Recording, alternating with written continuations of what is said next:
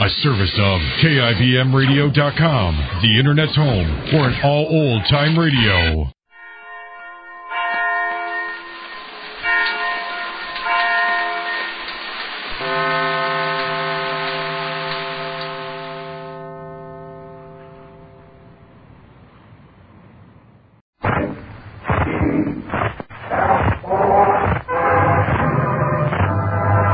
The Jell-O program starts with Don Bester and his orchestra. The orchestra opens from the motion.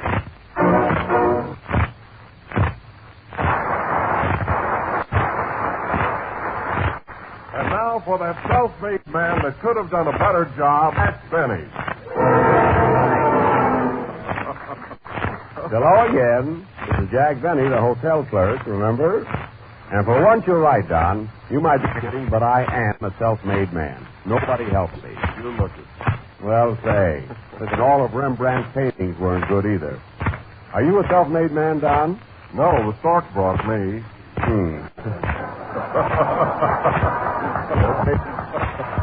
I made 4 joke for myself. Let me get a few of them in tonight, Don, just for a change. Fair. After all, you're the comedian. Well, remember that. I'll try. But by the way, Jack, I tried to get in touch with you. Hey, where were you?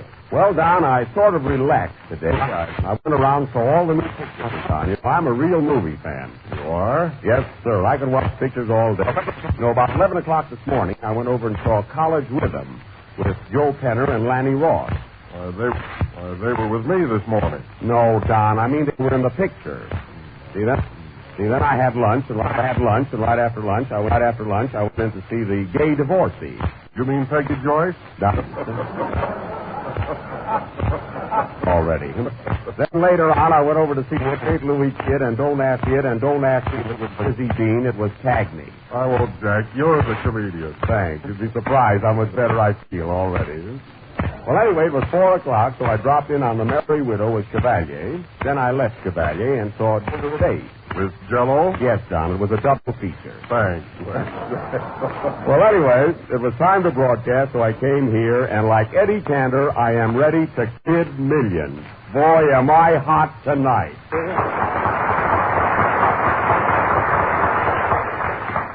Thank you, folks. What do you thank him for, Mary? That applause was for me. Oh, I thought it was my reception. Oh. Certainly is a fickle public, here today and gone tomorrow. Where were you all day, Mary, and am I sorry I asked you? I was over on Wimpole Street visiting the barracks. What? The barracks of Wimpole Street. You hear me? Oh, well, how are the Barretts? It's awful, Jack. The old man Barrett is getting so mean. All his daughters had to leave Wimpole Street. I see. They couldn't bear it.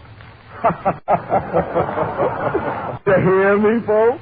You certainly are the comedian tonight. Yes, sir. What's funny about that, Jack? Mary, the Barretts of Wimpole Street, they couldn't bear it, see? I still don't get it. Well, hello, everybody. Here I am, fit as a fiddle and look like a saxophone. The other self-made comedian has arrived. Oh, thanks, Jack. Do you really think so? Absolutely, Frank. You are, without a doubt, a real comedian. Well, of course, I can sing in a pinch. Yes, and that pinch is very important. Don't lose it, you know? Says you. Says I. Says me. Now, listen, now, don't change the subject. I saw a picture this afternoon, too. Mary, you ask him what picture. I can't. What picture was it, Frank? I saw Imitation of Life with Don Bester. Well, he's a good imitation. He means I went with him to see the picture. That's right. Go ahead and spoil the joke. Well, I'm a comedian, too. Yes, Don, you're also very funny. But I am. Of course, I can lead an orchestra in the pinch. Get ready, Don. The pinch will be here any minute. Huh? Says you. Says I. Says who? Says me. Wait a minute. 5 minutes of our time gone, and we're not getting any place. Same old arguments every week. You know, fellas, what this program needs is new talent. People with specialties, not pinches. Say, Mary, call up Jake Ginzel, the agent. Jake Ginzel? Who's he? He handles all kinds of radio talent. See if he can rush somebody over here and liven up this program a little. His number is Lackawanna 7460. All right. Hello, operator. Give me Bryant 0499. Mary, that's the wrong number. What's the difference as long as he answers? Oh, all right. Hello, is this Columbus 2593? Hello, is that you, Jake? Say, Jake, this is the Jell-O program. Mary, tell him the 6 delicious flavors. Wilson, keep out of it. Say, Jake, Jack Benny wants some new talent. Yeah, something different. You know, novelties for the air. Ask him what he's got, Mary.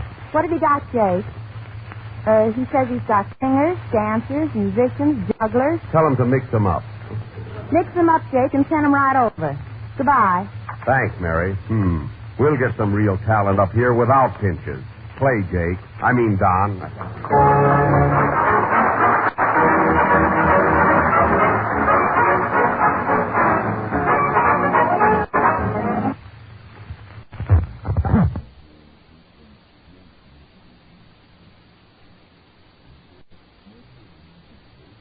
Bester and his orchestra. Say, Mary, did any of that talent get here yet? Not yet, Jack. Say, Don, I hear you're doing fine at Low State, having a big week. Yes, Jack, thanks. How's everything up in Boston with your show? Oh, fine. I'm having a lot of fun in Boston. And besides, I'm learning to speak English. What do you mean? Well, I was at a party the other night and told a story about my aunt. And somebody corrected me. You see, in Boston, Don, it's your aunt. You see, they use the broad A there. Well, that's the proper English, Jack. Whenever I go to Boston, I ask for a room and a bath. Oh, well, you can have your bath. I took a bath this morning. Looked just as good as you do. You know, Jack, I love the way they talk in Boston. That's right, Mary. You were there, too. Did you have any trouble with bath and bath? No, I took a shower and everything was all right. Well, that was smart, yeah. You know, I played in Boston a few weeks ago, and I can't say I had any trouble. You can't? No, you see, I just walked into a restaurant, ordered ham and eggs, and everybody understood me. Oh, sure. And, you know, I like their baked viands and ketchup, don't you? I have no complaints to make about Boston. Up there, Jell-O is Jell-O, and it tastes twice as good as ever before. Again, we're getting no place. What kind of a program is this tonight? There's somebody at the door. See who it is, Mary. Come in. Who is it? Jake sent me. Well, thank heaven. I'm glad you got here. Well, what do you do? Fine, and how do you do? No, I said, what do you do? What's your specialty? Well, I tell jokes and juggle. Jokes and juggle. That's a nice combination. Have you had any experience on the air? Yeah, I fell out of a balloon once. Well, don't worry. That can't happen here. Well, anyway, let's hear your joke. That's what we need on this program. See, that's why I sent for you. A real good joke. All right. My father's hair only grows on one side of his head. What side is that? The outside. That's fine. That's fine. That's very good. We can use you on one side of this program. What side is that? The outside.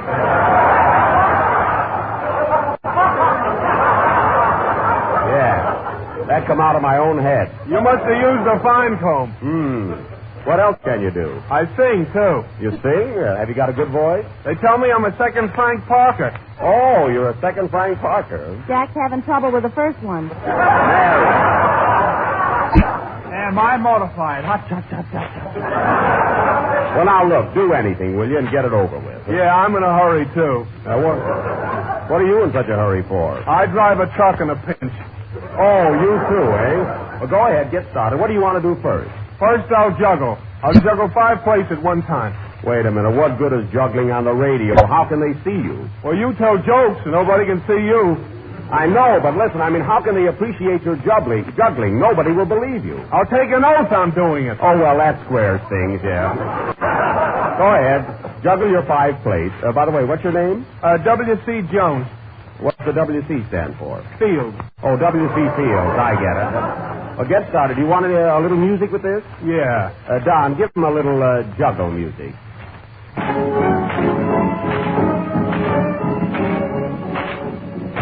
Don, I said juggle music, not jungle music. Oh, pardon me.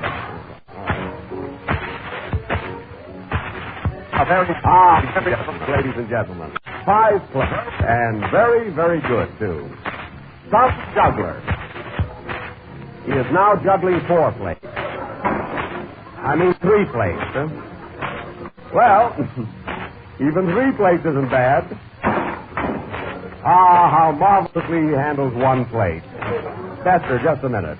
Boy, give me that plate, will you? Here. Now stick out your head. He is now juggling no plate. Carry him out, boys, as there's no place like home. How's the new talent, Jack? Don't worry, you didn't start out so good either. And now, folks, come in. Who are you?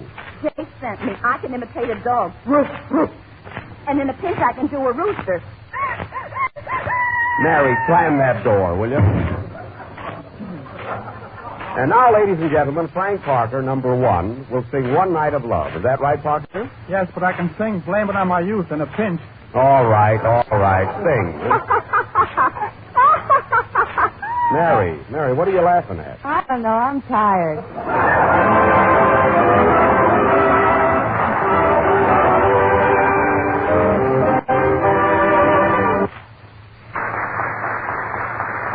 Swell tonight, Frank. Swell. That was Frank Parker singing Blame It on My Youth. And now, my anxious public, we are continuing our series of breath-stopping, tear-jerking, hair-raising dramas. And for the first time on any air, we are presenting that thrilling play of the Mexican border, The Rose of Rio Grande Street. This play had a longer run than a 20-cent pair of lady stockings. It ran 3 days in Trenton, and then the cast ran from there to Philadelphia. And unlike Apis Irish Rose, they are still running. This play will go on immediately after the next number. Parker, you get some cactus plants and some big sombreros. Mary, you go out and get 10 cents worth of Mexican dialect. Where can I get that, Jack? Any chili parlor, Mary. Play, Don, and give us a chance to get to Mexico.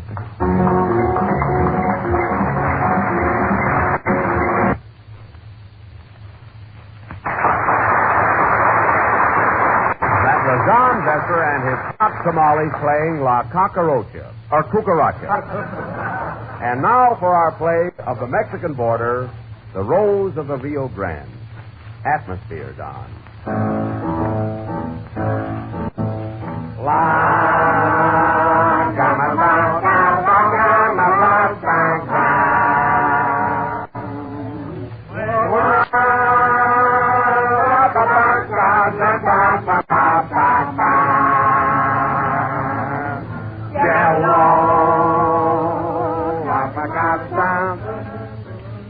La Rose of the Rio, you are to be my only daughter, and I am to you your father. Sai, senor. That's si, senor. Si, senor. You must never to leave this rancho, and if somebody takes you away, I kill him. Carambo, Caracho, Ricardo Cortez. Cuando sale de La Habana medio. Ah, it is my sweetheart outside my window. Ah, gringo, eh? Hey, what you do down there? Jake sent me. Jake, eh? I fix him, Tarantella, Pronto, Toronto, Montreal. No, Papa, it is Senor Franco Parquero. He is my loafer. What do you mean, loafer? I loaf him and he loafs me. Chiquita, you shall never marry gringo so long as I live. The quicker you leave, the better. 3 o'clock Mexican Standard Time. Chiquita, I am very tired. I will go to my room to take one big nap. Okay, Senor Toots. Oh, karaoke. Come and see me, Rita. I have terrible headache. Bring me 2 castanets. I feel like dancing the fantango.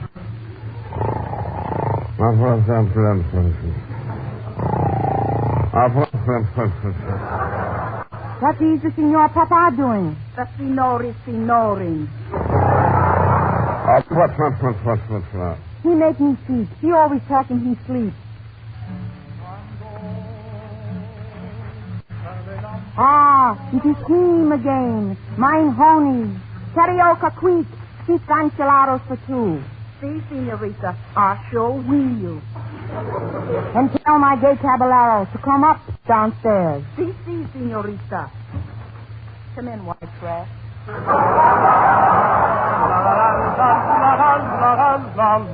Quiet, my loaf. You will wake up the Senor Papa. Ah, Rose of the Buick, Rio, I love you. Ever since I have come to Mexico, I can't eat, I can't sleep. He can't even get a job. Who was that, Rose? Papa, he always talking he sleeps. Ah, Senorita Rose, for the last time, will you marry me? I would like to, yes. But are you rich? You mean rich? Rich, as long as you're wealthy. Well, I own plenty of oil. Yeah, it's in his hair. Papa, he's still talking he sleeps. I don't care if he is sleeping. Where did he say my oil was? In your hair, your hair. What was that? Hair, what's on a monkey's face? Look in the mirror and find out. I wish I could dream of an answer.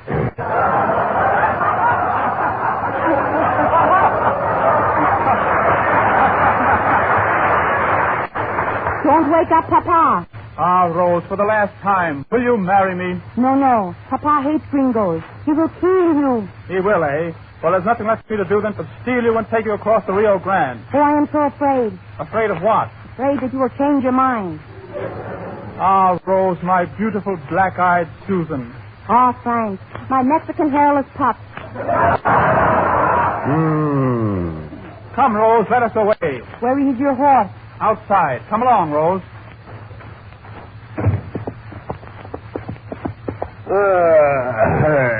It is 7 o'clock. Chiquita. Rose, where are you? Oh, Sino, your daughter has just eloped with Franco. They're a grind across the Rio Grande. Oh, you know talk, eh? Well, I find him. Nobody can say this to me. The great Rudy Villa. Come on, you peons. Follow me. We are headed for the Rio Grande. Get up.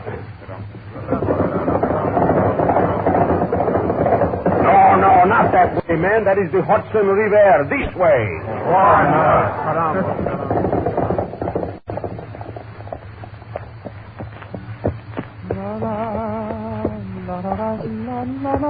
Look, Rose, we're being followed. Get these horses. They are hard. We should have taken a taxi. Giddy act, Equipoise. We must hurry.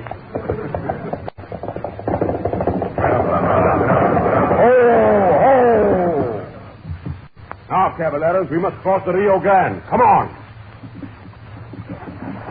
Stay under me, horse. I can't swim. Ah, here we are. We make it all right. They will not get away from us. Get up.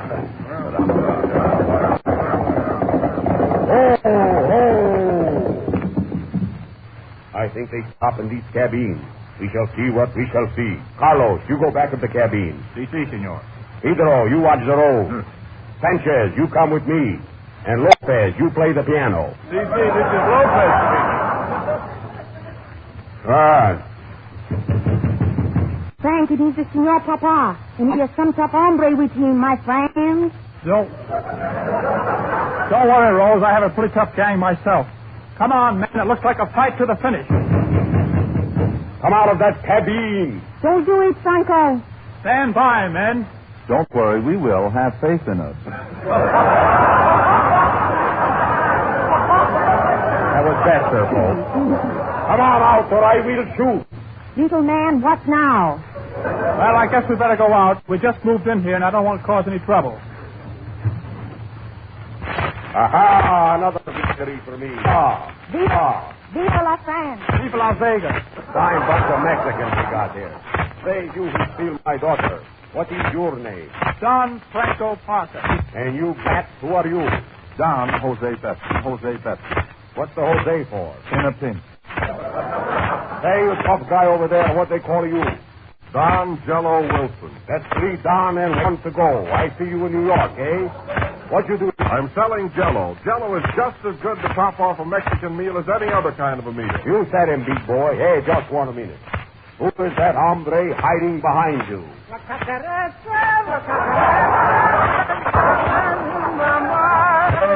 Hey, tell me, who are you? Resistance. For heaven's sake, what are you doing in Mexico? Are you a Mex? Sure, Mex Flipperman. So you're a Mexican, eh? What else? What you do down here? I just came down for a bowl of chili. Say, tell me, stranger, are you from Mexico? What? Are you from Mexico? Mexico, and I'm from Brooklyn. I know it. That mustache didn't fool me. Hey, who are these three fellows with you, these hombres? They're my brothers, and we're all Mexicans. Oh, the four Mex brothers, eh? Yes. Pedro, Pencho, Twice as Richo, and Jell-O. Oh, you got a brother Jell-O, eh? Ah, senor, stop a clowning. I would like to marry your daughter Rose. I love her too much like anything. Oh, you've gone Mexican too, huh? Well, you will have to ask her yourself because she will have to leave with you, not me. Then the rest is a cinch.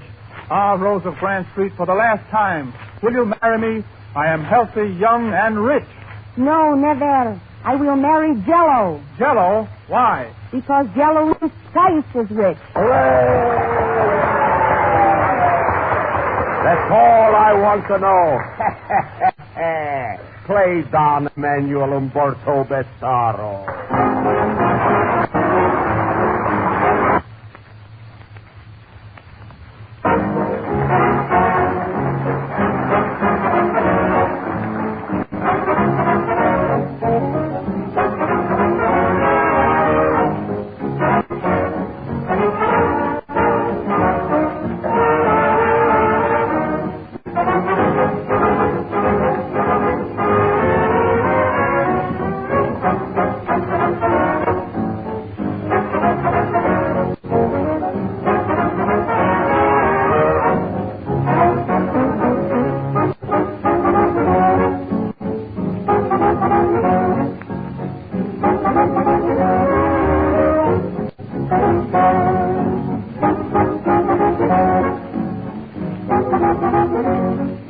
That was the last number of the 8th program in the new Jell-O series. Well, folks, I hope you all enjoyed our little Mexican play, and we'll be with you again next Sunday night.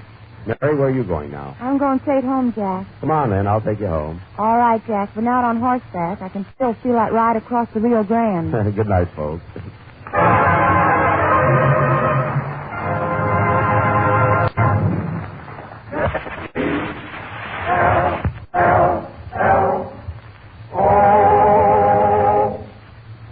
The selection Love is just around the corner from the motion picture Have a Heart. This is the National Broadcasting Company.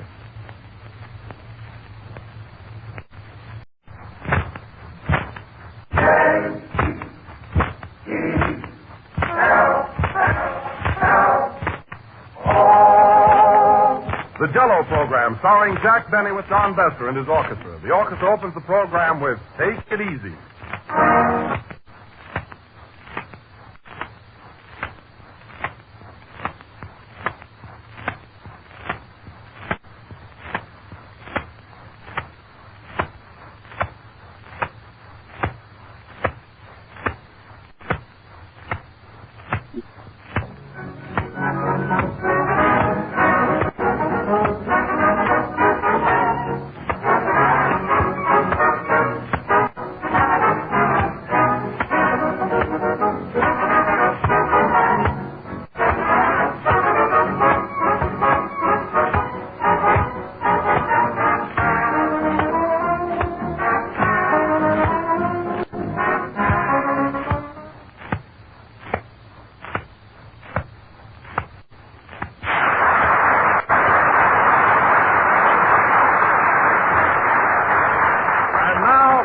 Gentlemen, I present to you that wizard of mirth and wit, that gentleman of gentlemen, I see. A man who is a credit to his community, loved and honored by all, Mr. Jack Benny. I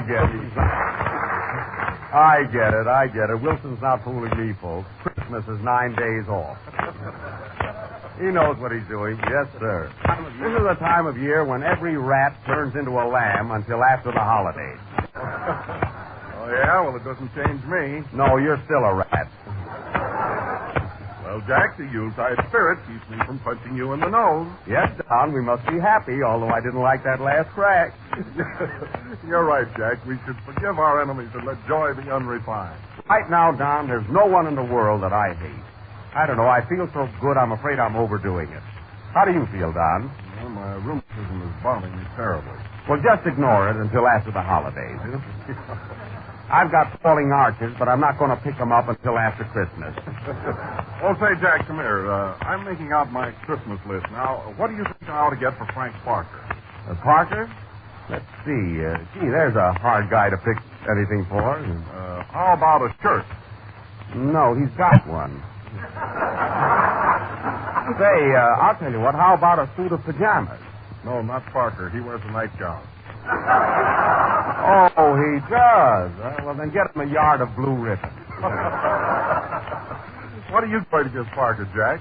I've got a necktie for him, Don. This is a nice-looking tie. Sure, the one you gave me last Christmas, remember? Oh, yes.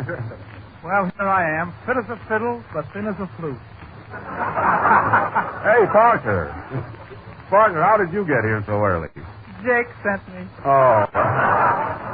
Say, Jack, I'm making out a Christmas list. Now, what do you think I ought to get Don Wilson for Christmas?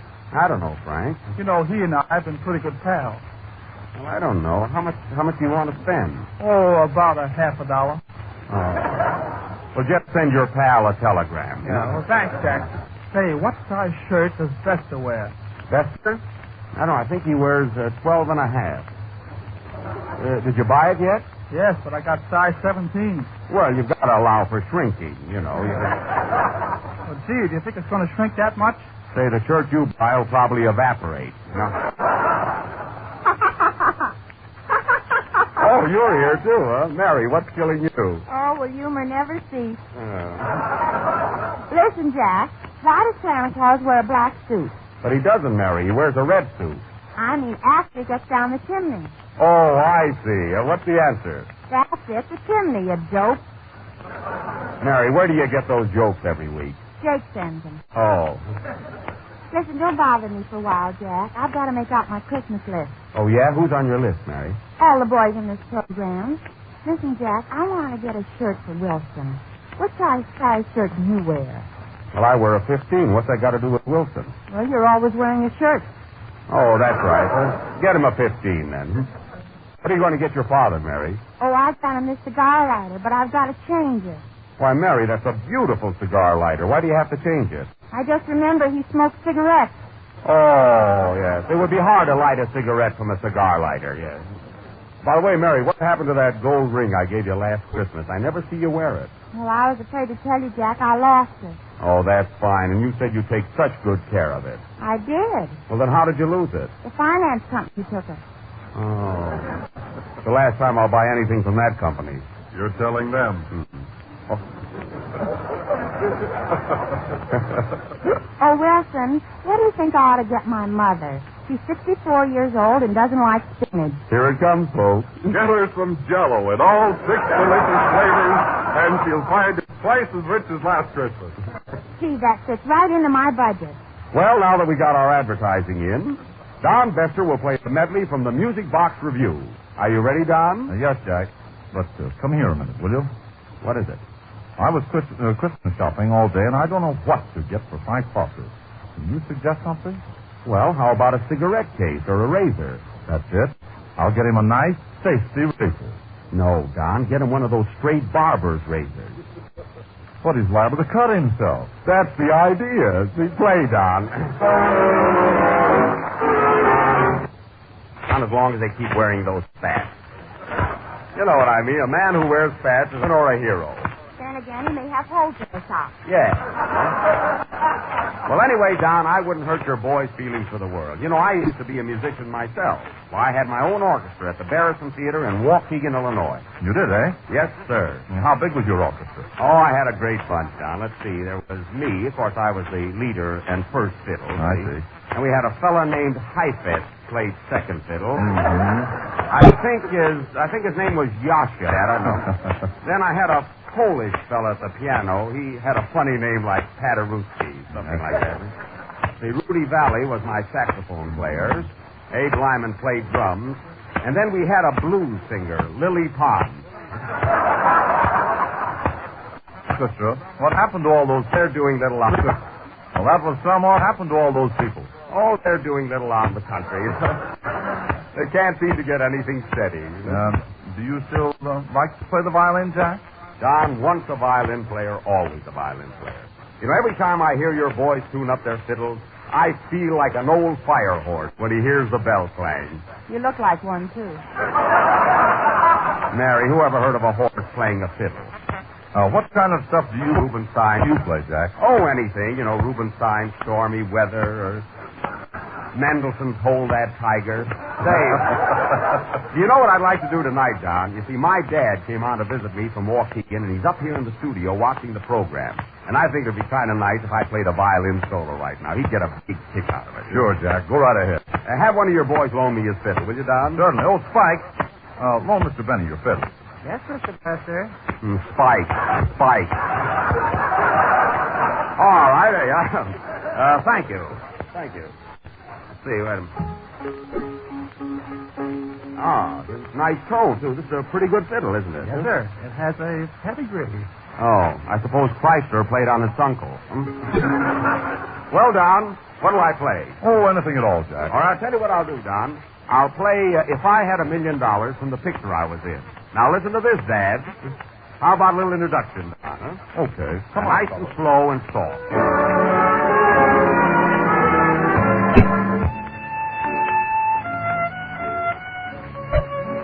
Surprise?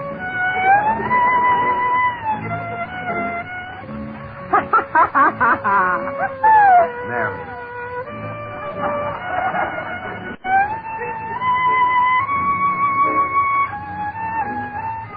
There ought to be a tax on that.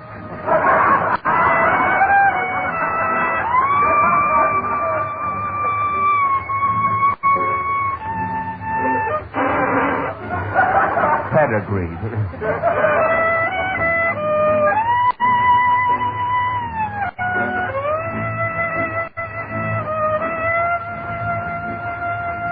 If I had $1 million.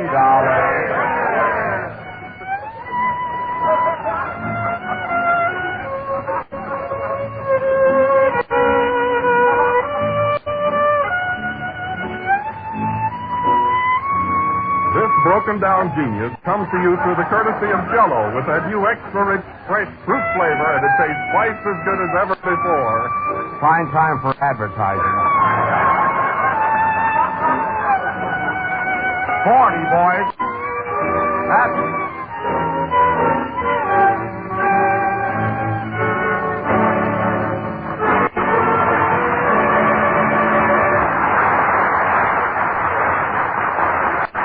I guess that got him, didn't it, Mary, huh? Thank you. I pretty put that over with a bang. Oh, Dad, how did you like it? He left after the first 8 bars. He must have been tired, huh? And now, ladies and gentlemen, Frank Parker, our soulful soloist, will sing Someday I'll Find You from Private Live. Say, Frank, how did you like my violin solo? I can get more music out of a new pair of shoes. Try and get credit from these guys.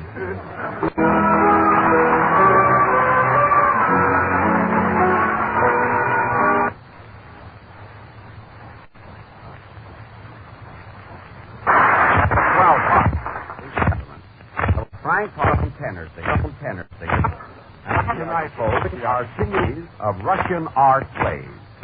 Last week we gave you Shove, and tonight we are giving you an original drama entitled Russia Through a Keyhole, or The Private Life of the Vulgar Boatman.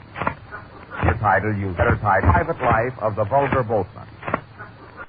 Or if you think of a better title, use it.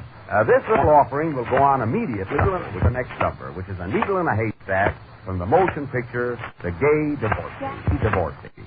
Jack, your father just came back with some foam on his mustache. Mary.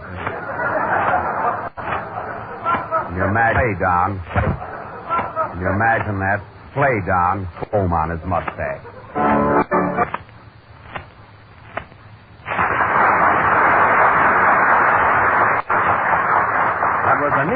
Haystack, played by Don Bester and his dignitarians.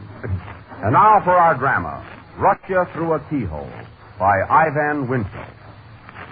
I will play the part of Boris Benovich, and Mary Livingston will play the part of Olga, my sweetheart.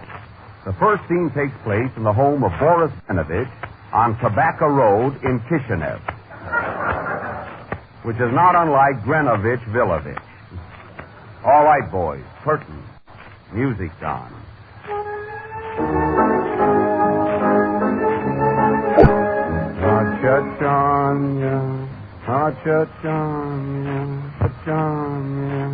I will phone you.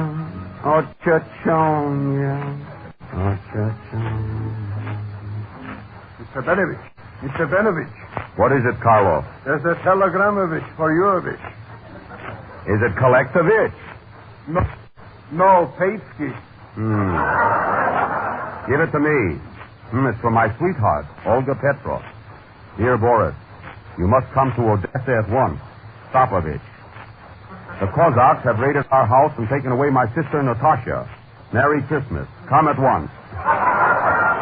Olga. So those Cossacks have taken away Natasha. Ah, this is terrible. Terrible.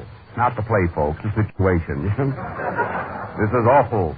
Oi, Karloff, bring me a glass of vodka. What kind of vodka? Ice vodka. I must go away, Karloff. I must go away. Pack my bag. What shall I put in it? 2 shirts and a herring. And hurry. I must catch the first boat up the Hudson, or the Volga. Karloff, send for the Volga boatman. I sent him for him already. How did you know I wanted him? I remembered it from rehearsal. Oh, thank you. The scene now changes to the Volga River. Quick, boys, make the change. Ah, folks, you should see this river. It's in a pail right here in the studio.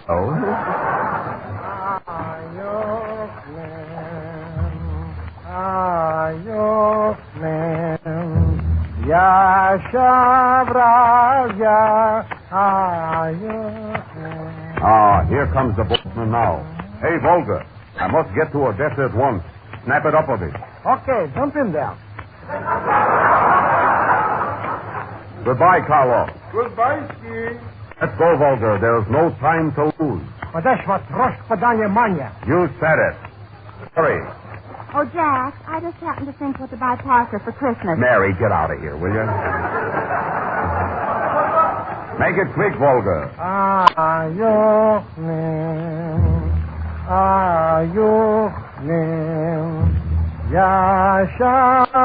Tell me, Volga, how long will it take to get to Odessa? Oh, just a few minutes. Go back to your song.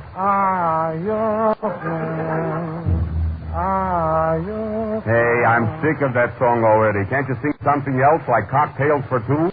Cocktail for two. That's better. But please make it quick, Volga. I must go to my sweetheart, Olga. Olga? You mean Olga Petrov? Yes. Do you know Olga?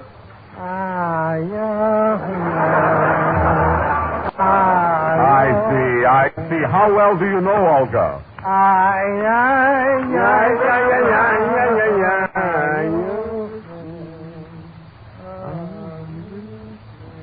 The scene now changes to the home of Olga Petrov on Delancey Boulevard in Odessa.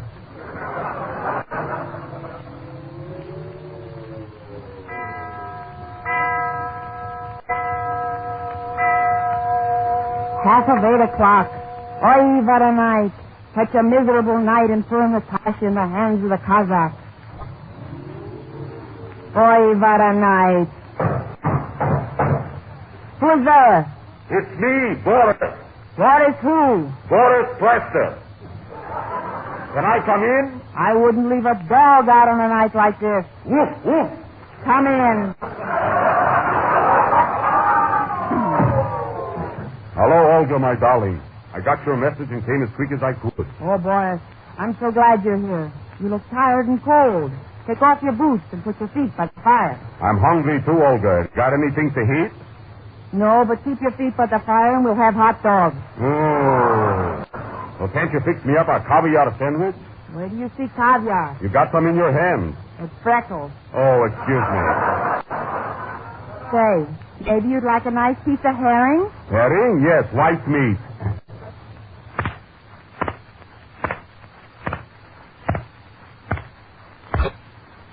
Say, Boris, Jell-O. Say, Boris, Jell-O. Say, Boris, how about a dish of Jell-O? Do they have Jell-O in Russia? If they don't, it's their own fault. Thanks, Mary. Wilson, get off the stage. All right, Boris. All right, Boris. Sit down and be comfortable. I will make some tea for you.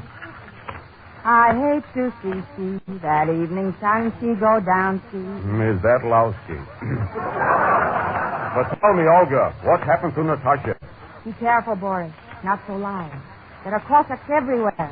They came here early this morning and took Natasha away. You know which one it was?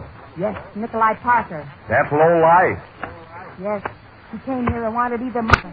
So I gave him Natasha. Wasn't I smart? You gave him Natasha. Olga, I'm ashamed of you, ashamed of you, ashamed of you. How can you act like that? I can act as good as you can. I don't mean that. Boris, someone is coming by sleigh. I wonder who it can be. Look to the window, quick. Boris, it's a Kazakh. They're coming back. That's all I want to know. Don't worry, Olga. Open the door and let them in. What will you do? I will hide in the closet and protect you. Hey, no wind here. I'm just going in the closet. Come in. Who are you? Scarface Parker, chief of the Cossacks. A tenor Cossack. And who is your friend? Jell-O-Face Wilson. Well, at least that'll please the sponsor, you know. What do you want now, you brute? You came here this morning and took away my sister Natasha. Isn't that enough, Steve? Not for the two of us. I want a friend for Jell-O-Face. Come on, Babesky, you're coming with us. No. Forrest. Stopsky! Who touches a hair on Olga's head dies like a dog. Who touches a what? A hair. I don't get it. A hair. What's on your head? It's on my chin now. We're in Russia.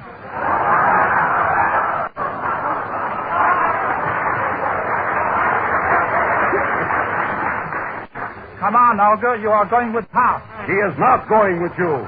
Oh, yes, she is. Come on, Olga. Over my dead body. They can't take a joke.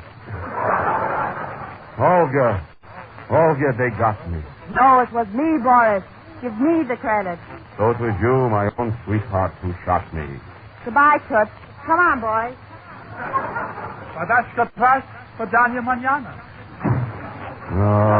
They all deserted me. Left me here alone to die. Natasha gone. Olga gone. Here I am all alone. Who's there?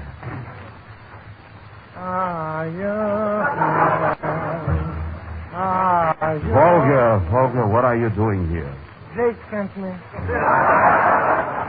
Oh, Olga. I'm making out my Christmas list. Last I showed you that. It's too late now. Take me back to Kitchener. And if I die before I get there, I want you to deliver a message to one of the cousins. Which one? The one with the spat. What's the message? Get a pencil and paper quick. I'm going fast. All right.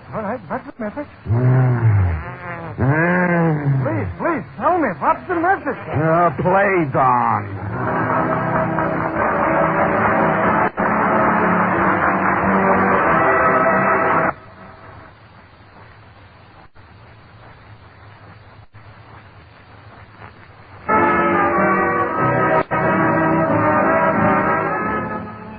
That was the last number of the 10th program in the new Jell-O series. You see, I didn't die after all, folks. You glad? Oh, I almost forgot. Tonight I want to welcome Minneapolis and St. Paul to our list of stations. They are hearing us for the first time on this series tonight.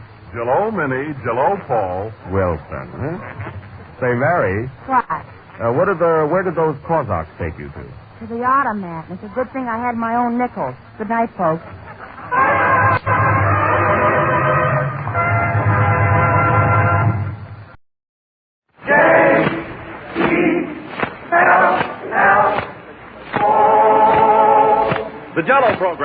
I'm Jack Benny with John Bester. Here's John Bester, and his crew opens the program. John Bester, your orchestra, and the orchestra opens the program with Anything Goes from the Broadway show Anything Goes. And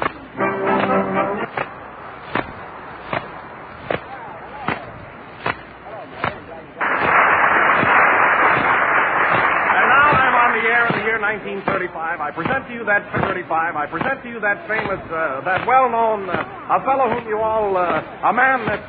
Never mind, Don.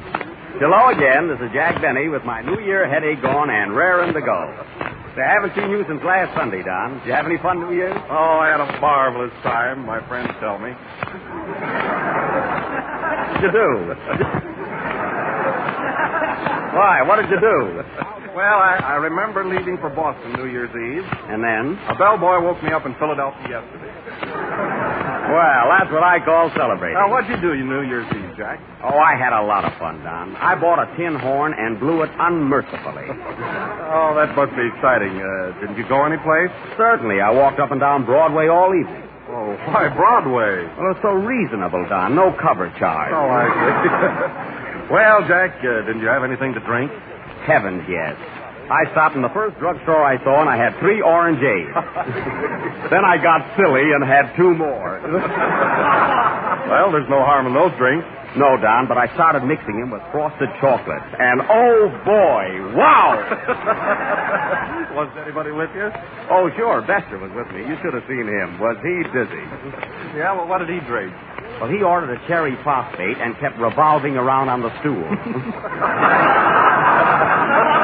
Oh, boy, and did I have my hands full getting him home. How about it, Bester? Yippee. And then about 10 o'clock, we went up to Roseland and had a couple of dances. Well, where were you at 12 when the whistles were blowing? Oh, I was in bed by that time. You can't keep that pace up all night. Right. Hello, Jack. Hey, how are you? Fine. Say, Jack, is January 6th a holiday? No, Mary. Then I guess I'll tear up this poem. Yes, do that. Huh? Where were you New Year's Day, Mary? Did you go anyplace? Sure, I went to Jersey City 10 times. To Jersey City 10 times? Yes, I fell asleep on the ferry boat. Well, where were you on New Year's Eve? I was over at my uncle's house. You ought to see the place, Jack. He's very rich. Why, Mary, I didn't know that you had a rich uncle. Sure, he bought a 12-cylinder car the day before New Year's and threw it away the next day. Threw away a 12-cylinder car? Yes, he just wanted to use the horn on New Year's Eve. Oh. Yeah? You want to buy a bulldog? No. Okay, Mr. Benny. Say, Mary, come here. Listen, I still don't know what to get Don Bester for Christmas. Did you find out what he likes? Yes, he likes ice skating. Well, why don't you get him a cake of ice? It's a fine present, huh? Well, here I am, fit as a fiddle and high-strung as a harp. Ah! Here comes Mr. Parker in person, not a movie. Hello, Jack. Hello, Parker. Say, where did you go last Monday night? No place. I just stayed home, read a book. You stayed home? Why, everybody was out celebrating, making whoopee. Why? Why? It was New Year's Eve. That's funny. Nobody told me anything about it. Why, Frank, didn't you hear the excitement, the noise out in the street? Oh, I thought it was a mice in my apartment and I moved out. Gee, you killed a good joke, Frank. Yeah. Take it again, will you? Well, listen, Frank. In about 6 months from now, if you hear any firecrackers, you'll know it's the 4th of July. I'll mark that down.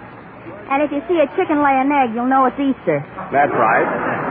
That's right. And if you hear Mary reciting a poem, you'll know it's Labor Day. These holidays come to you through the courtesy of Jell-O with its 6 delicious flavors and it tastes twice as good as ever before. Yes, and the day Wilson doesn't eat Jell-O, you'll know it's Yom Kippur. Yeah? Does your brother want to buy a bulldog? I haven't got a brother. Okay, Mr. Benny. Say, Jack, What is it, Bester? I want you to listen to this next number we're going to play because we have a new man in the orchestra. A new man? Which one? That violinist there on the end. Oh, you mean the one with the mustache? Yeah, that's him. Gee, that's a cute mustache he's got. Looks like he swallowed Mickey Mouse and left the tail sticking out.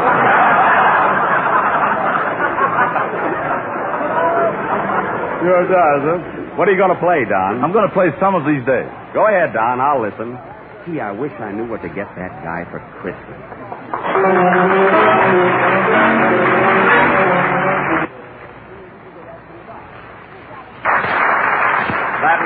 That was Don Besser and his new man in a moment of melody. Now, tonight, ladies and gentlemen, at the same popular prices with smoking in the loges, or wherever your radio is located, we are offering you another one of our dramatic plays, that great immortal classic, The Count of Monte Cristo. Great immortal classic, The Count of Monte Cristo. That's Crisco, Jack. Quiet, Mary. I know what I'm doing. Most of you are familiar with this famous play of the French Revolution by Alexander Dumas, who wrote such other great hits as The Count of Jean Tunney and The Discount of Gimbel's Basement. We have with us tonight the original cast, all except Napoleon, who is making a personal appearance at Waterloo this week. Now, you people who have seen this play will recall how Edward Dante, the sailor, was wrongfully accused of being a spy by a rival lover, Mondego, and was thrown into a dungeon where he remained for 14 years with the same sponsor. After making his escape with the aid of a fellow prisoner who gave him a map of a treasure island, our hero, Edward Dante, discovers the treasure, gets even with his enemies, and is signed for another picture by the Warner Brothers, who also have a treasure island on Hollywood. The part of Sailor Edward Dante will be played by a promising young actor called Jacques Benny. Mercedes, his sweetheart, will be played by Miss Fifi Livingston. And the part of Mondego will be played by Monsieur Francois Parker. This play, in 2 acts and 4 scenes, will go on immediately after the next number, which will be sung by Monsieur Parker. Are you ready, Francois? Ooey, ooey, monsieur. Wait a minute. That's pronounced wee-wee. Well, why don't they spell it right? Yeah? If you had a brother, would he want to buy a bulldog? No. Okay, Mr. Benny. Sing, Frank. What does he want, anyway?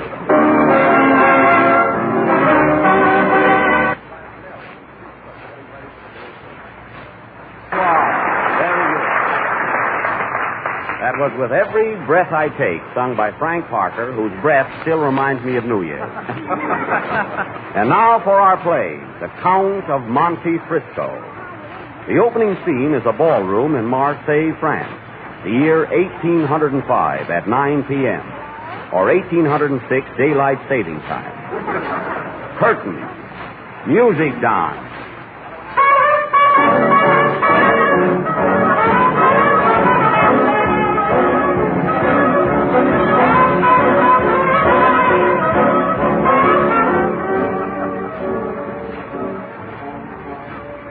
Ah, mademoiselle, I could dance with you forever.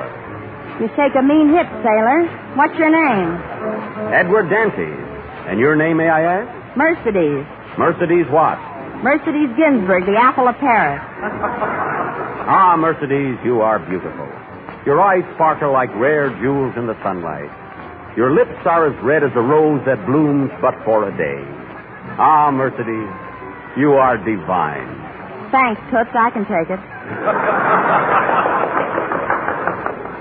Now, this dance is over all too soon. How about the next one? Okay, sailor. Pardon me a moment. I'll go out and get 2 more dance tickets. I'll be right back. Hello, Mercedes. I see you're pretty sweet on that sailor. What of it, Mondego? Well, that fellow's a foreigner and a dangerous spy. He is not. Yes, he is, and I'll take care of him. What are you going to do? I'll tell you what I'll do. I'll have him arrested and thrown in the dungeon for the rest of his life. As sure as my name is Frank P. Mondego.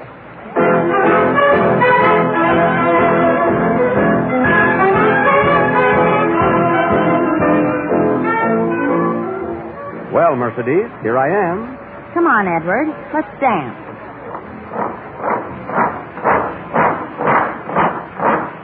Halt! Stop that music.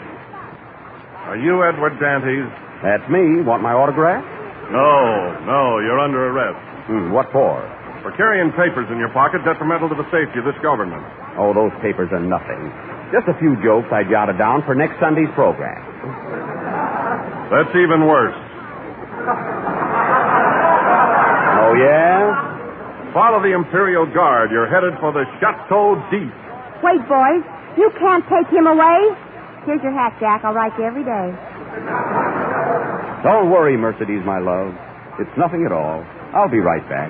That's what you think. Forward! Hi!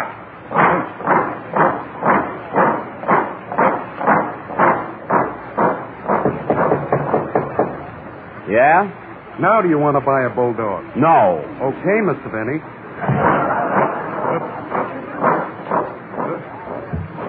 And now we take you to the Chateau d'If, on a small island off the coast of France. This place is now operated by the Saddler people.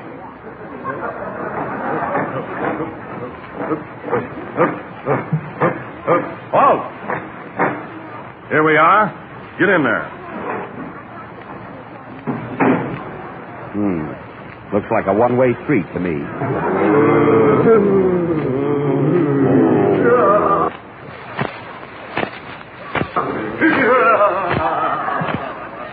Say, what place is this? This is the Dungeon Plaza. What can I do for you?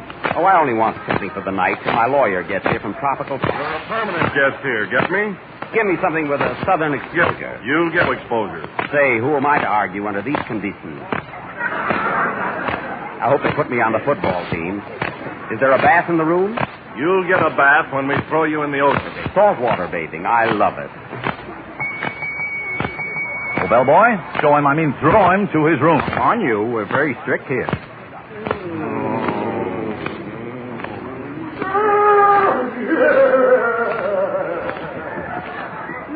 Looks like I'm going to have a nice rest here. Come on, get going. Where's my room? On the fourth floor. 4 flights up? No, 4 flights down. Your name from now on is 37. That's a nice name. Edward 37. Come on. Forward! Start! Say, wait a minute. Can I write... I'll write it for you. What is it? Play, Don.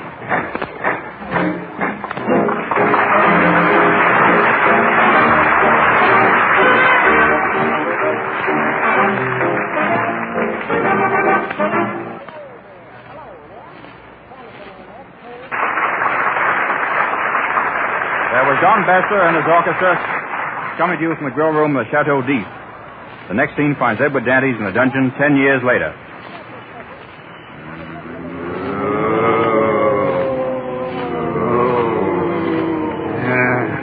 They double-crossed me, eh? They can't do this to me. Hey, keeper, did you inform my attorney? I get it. This silence down here is driving me mad. Bah, nothing but 4 walls and spiders. And go talk to them. Here's your food. Tenderloin steak again with mushrooms. Keep it. Why don't you fellas talk to me? Talk to me, I say. This silence is driving me crazy. Why don't you talk to me? Say something. Jell-O has that new extra rich fruit flavor, and it tastes twice as good as ever before. You can get it in all 6 delicious flavors. Let me out of here, I say. Let me out, I say. Is there no end to this torture? Telegram for number 37. Here, boy. Give it to me quick. Maybe it's for my attorney. It's from Mercedes. He says, having heard of your death, I have just married Mondego. Send presents to Empire Hotel, Niagara Falls. So they told her I was dead, eh? I've got to get out of here. Let me out, I say. Let me out. What's that? What's that? I could have sworn I heard the voice of Mercedes. Mercedes, where are you? That is her voice. I must be going crazy. What's the difference as long as you're healthy? Let me out! Let me out! Gee, I'm tired.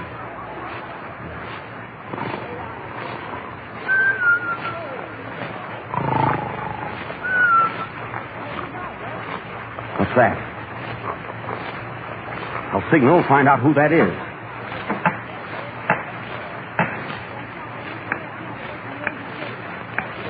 He answered me. I'll try it again.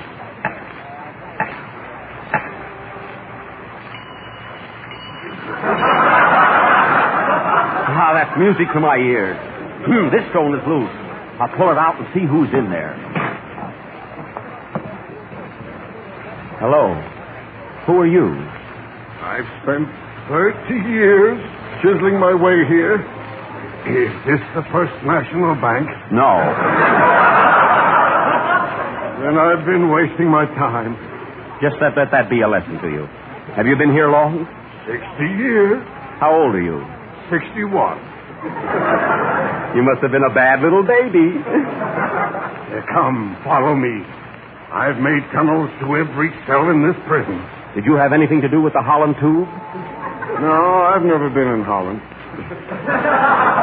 Come, I'll take you to my dungeon, and there we'll have luncheon. I hate to be sponging, but where is your dungeon? But the man worthwhile is the one who can smile when everything goes dead wrong. Mary, you're spoiling the play. Who can spoil last? Come, follow me. This way. Now, we're nearly there. I'm right behind you. Now, here we are. This is my cell. You got quite a nice place. Yes. And you and I are going to get out of here if it takes 100 years. See if we can make it 50. You see this file? Yes? I hide it under my pillow. This night, I hide in my toothpaste. And this piano... I know, you hide it in your beard. No, in my hair. What? Hair. I don't get that. Hair. What's on your head? Ice bag. I'm not over New Year's yet. Listen, how did you get here? Jake sent me. Now, listen carefully. I built a tunnel leading to the ocean, which will give you escape. You did? Yes, and I have a map here of an island where a treasure is hidden. I want you to take this map. Why don't you take it? Because later in this scene, I expect to get hit with some rocks. And I'll die. You will? Sure. Didn't you see the picture? Oh, yes. Well, we have no time to lose. Come, follow me. Quiet. Who's that? Must be one of our comrades trying to escape. We must help him. All right, pull that stone away. Who's there? If you find the treasure, will you buy a bulldog? No, I don't want a bulldog. Okay, Mr. Dante. Push that stone back. Now, come on, pal. There's no time to be lost. Let's get going. Let me lead the way through this tunnel. All right. I'll crawl right behind you.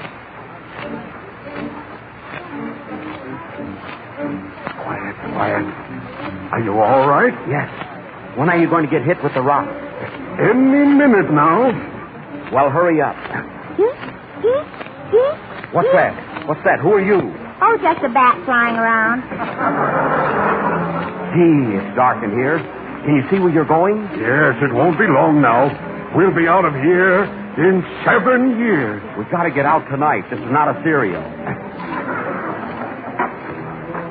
Wait. There's someone crawling towards us. Give me a gun. Lay low. Hello there. Hello, friends. Oh, you're trying to get away, too. Huh? No, I was looking for the Bronx subway and I got lost. Well, quiet. Come on with us. We're going to find a hidden treasure and we'll all be rich. Hey, who are you, anyhow? I'm Edward Dantes, the sailor. And who are you? Popeye, the tailor. I want you to meet my friend, George Bernard Shaw. How do you do? Thank you. Now follow us. Follow us and be quiet. Here come the rocks now. Goodbye and carry on. Goodbye. Regards to my first wife. The next scene takes place 7 years later, where we find Edward Dantes on the island searching for the hidden treasure. Here we are, Popeye. Look at this map.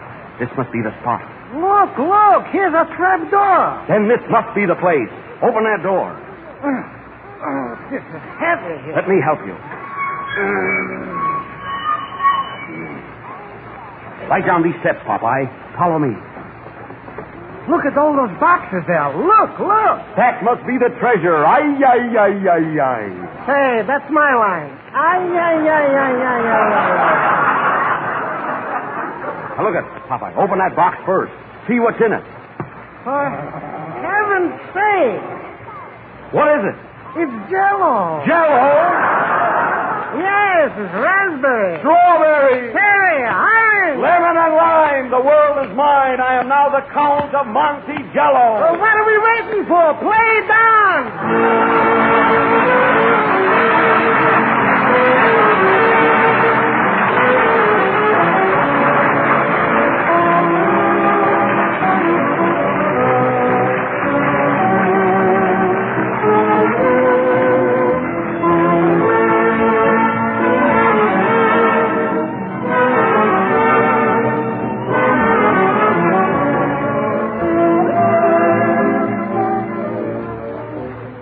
We've been settling up the books for 1934, and we find that Jell-O owes you folks a vote of thanks.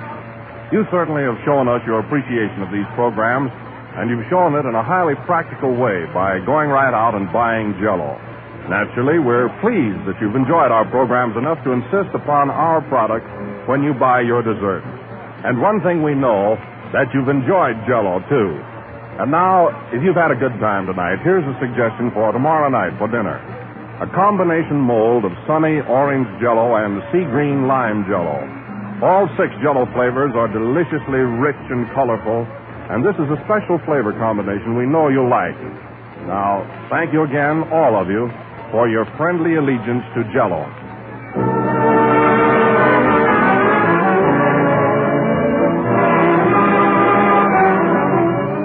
The last number of the 13th program in the new Jell-O series. We'll be with you again at the same time next Sunday night. I hope to see all my Pittsburgh listeners when I open at the Stanley Theater there next Friday. I'm going with you, Jack. I'm writing a poem all about Pittsburgh. That's the only thing I'm afraid of. Yeah? Say, Mr. Benny, what have you got against bulldogs? Nothing. Good night, folks.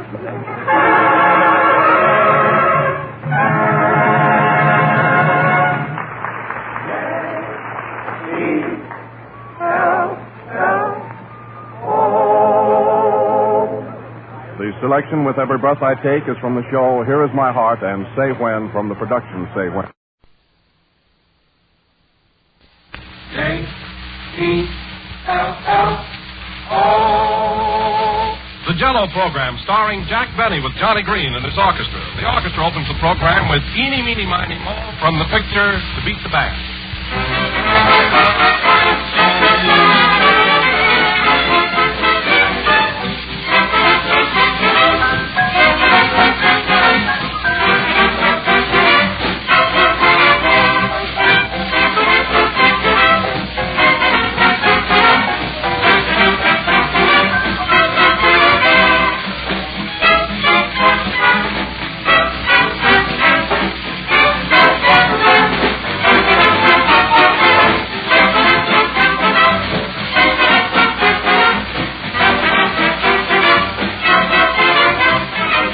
Here's a man who can certainly turn a phrase, as my grandmother used to put it.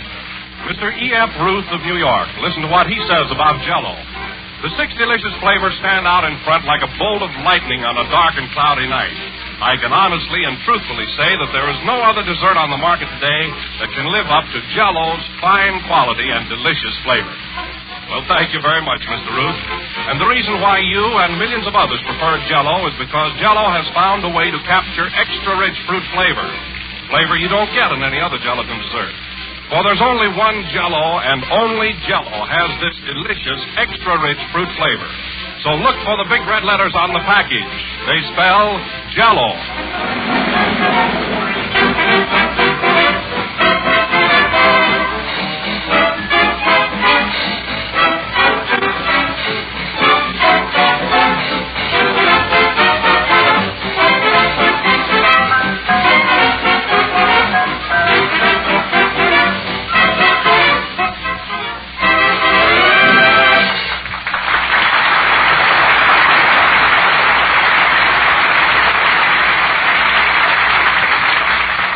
And now we bring to you the cheerleader of this program, Jack Benny.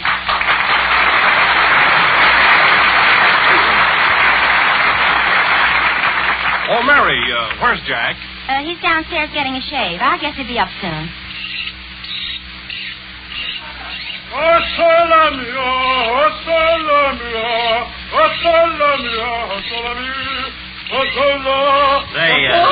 Barber, what's the name of that song? I think you call him Osolamir. What does that mean in English? Osolamir. I see. That's a nice haircut, Pasquale. Now, give me a quick shave. I've got to get upstairs and broadcast. Just once over. You want a just a shave or a first-class shave? I only want to bleed in one or two places. Well, I do a good job. Say, you know George Bernard Shaw? Yes. I always shave him. Well, he certainly doesn't look it. Hurry up, will you?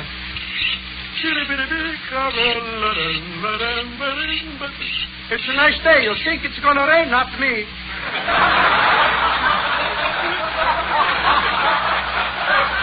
Yeah, make it snappy, will you, please? Hey, Barber, you got soap in my eye. No charges for that. Say, do you like a pizza ball? Pizza ball? I never heard of that. You grab the ball, 22 men jump on your neck, you lose.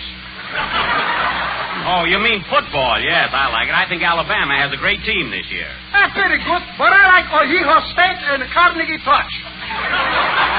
Hey, wait a minute. You mean Carnegie Tech? T-E-C-H, Touch. Hey, Pasquale, you like it, the Princetowne and a Coronel? Hey, let me do the dialect, please. I understand how. Yeah, please hurry up. I've got to get upstairs there. All right, I'll shave you now. Give me your face. Ooh. How do you like it, the razor? Very good. A piece of my lip is on it. That's all right. You got plenty of lip left. Good thing you're not shaving Chevalier. He's next. Say, how do you like it the way Joe Louse beats Max Bear? Hurry up, will you, Pasquale? I have work to do. Shoes. Hey, you want a hot towel? Does a hot towel do you any good? No, but it make you hot.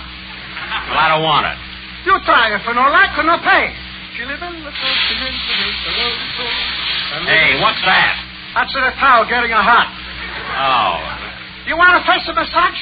I make you look just like a Shirley Temp. I don't want to look like Shirley Temp. I want to look like Jack Van. I don't want a hot towel.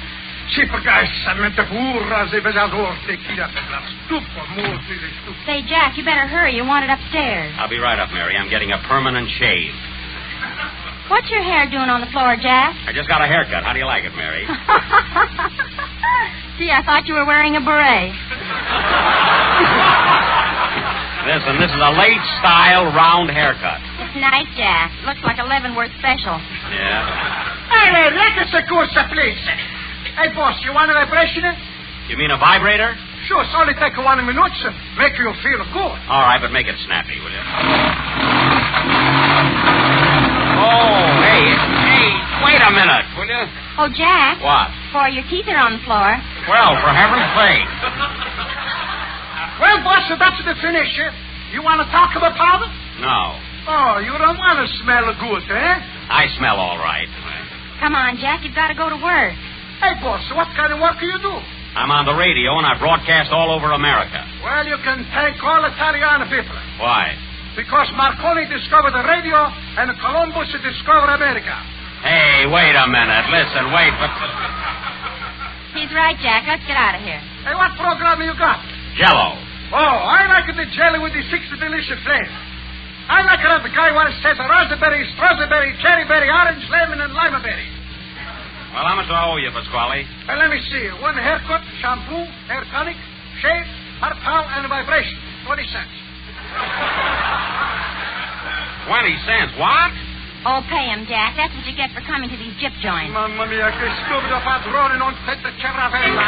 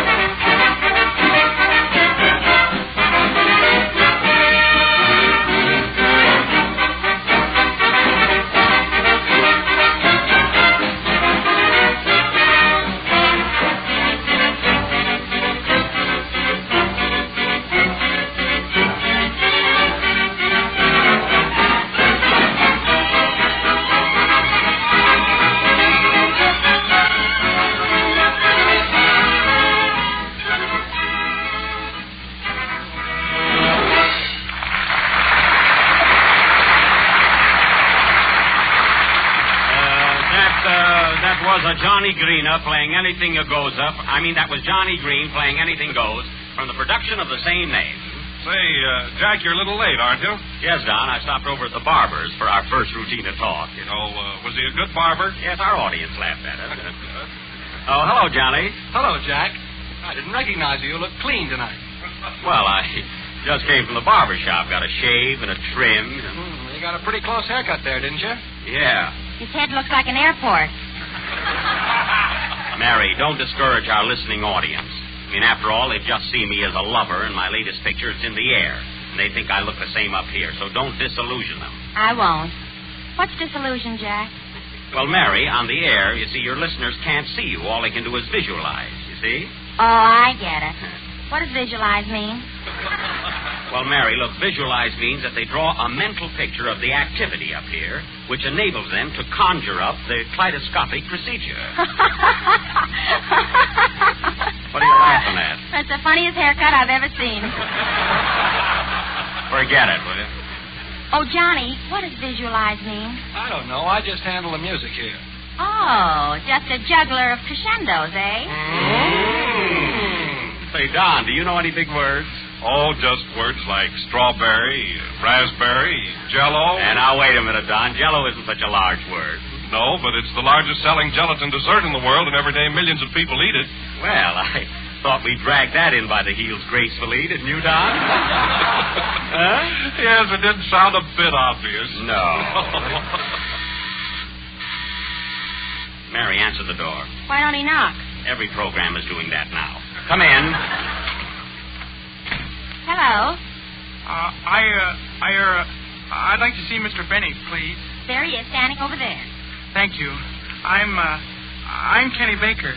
Oh, Jack, what does Kenny Baker mean? It's a man's name. Oh. Come in. Well, how do you do, Mr. Baker? How do you do? I've been expecting you. You're the new singer, aren't you? What was that? I say, you're the new singer, aren't you? Thank you. Now, Mr. Baker, thank you. No, wait a minute. Just relax. Don't be nervous. Tell me, what kind of a voice have you? I'm a tenor singer. I'm sorry.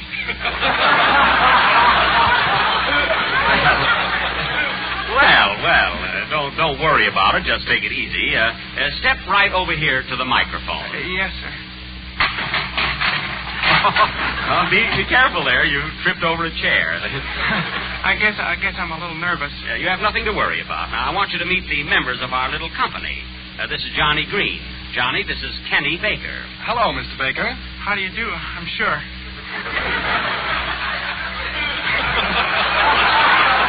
Nervous, I guess. Same to you, no doubt. And this is our announcer, Don Wilson. How are you, Mr. Baker? It's a thrill. And well, he'll get over it, I guess. And this is Mary Livingston. Hello, Toots. Gee whiz. Well, Kenny, how about giving us a little song? Now, I want you to feel right at home and be at ease. Remember, this is one big happy family. Depending on options, of course. Now, what are you going to sing? If you don't mind, I'll sing The Rose in Her Hair from the motion picture Broadway Gondolier. I don't mind. Sing, Kenny. Okay, Benny.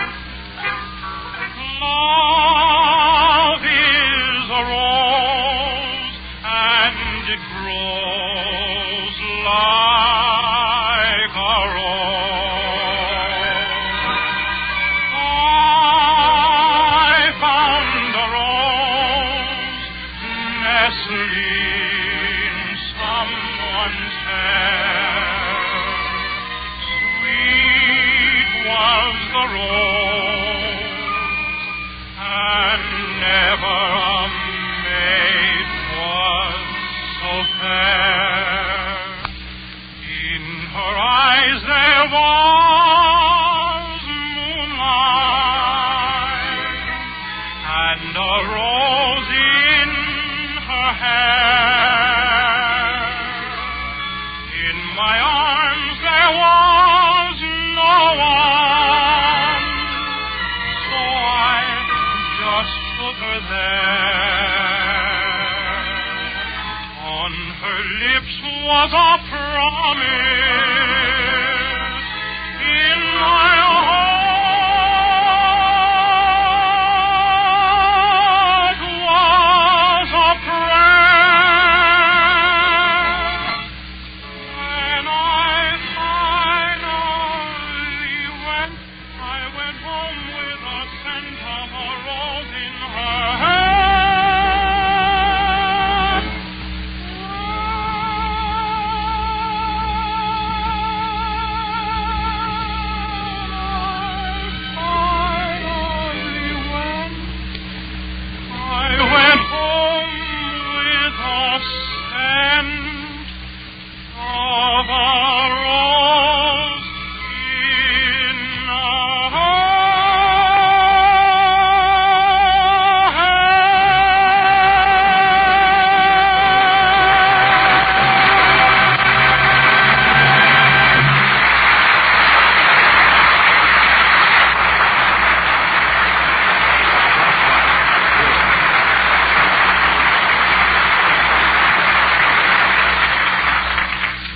Rose in Her Hair, sung by Kenny Baker.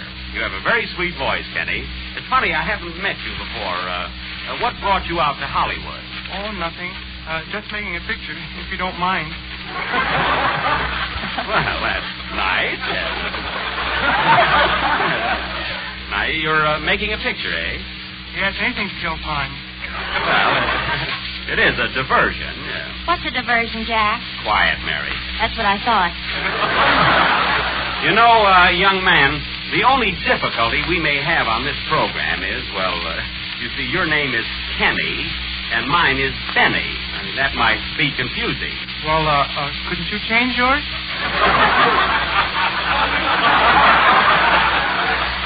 Yes, I don't mind. You can call me Stoopnagel from now on. All right. You call me Bud. Yeah. Well, anyway, I'm glad to have you with us. Thanks. Gosh. Oh, Stoopnagel, here's a letter for you. Yeah? A letter? Yes, I think it's fan mail. Well, you're just in time, Mary. I think we were running out of jokes. Let's see, this is from Miss Flora Fenchel, Lake Forest, Illinois. It says, Dear Mr. Benny, I thought it was hard to get into pictures until I saw you in Broadway Melody, and it's in the air. I have a job here, but I'm sick of it and would like to try pictures. I have 2 arms and legs, just like Constance Bennett. I eat steak and potatoes like Katharine Hepburn, and I sleep with my eyes closed like Kay Francis. So what am I waiting for?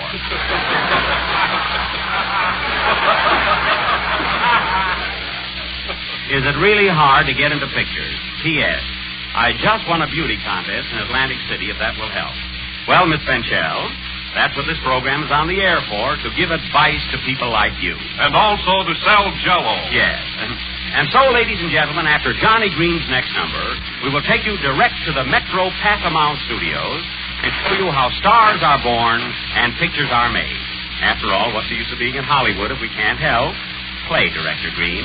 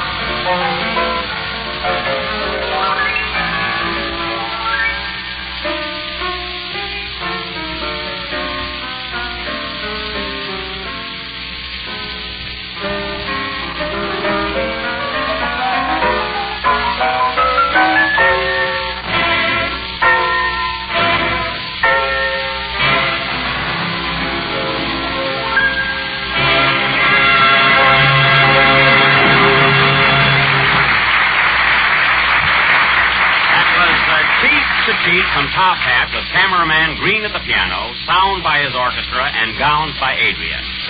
And now for our play of the film industry, which we call Open Up That Goldwyn Gate. The first scene takes place in the office of the president of the Parafox Studio. Curtain. Music, John.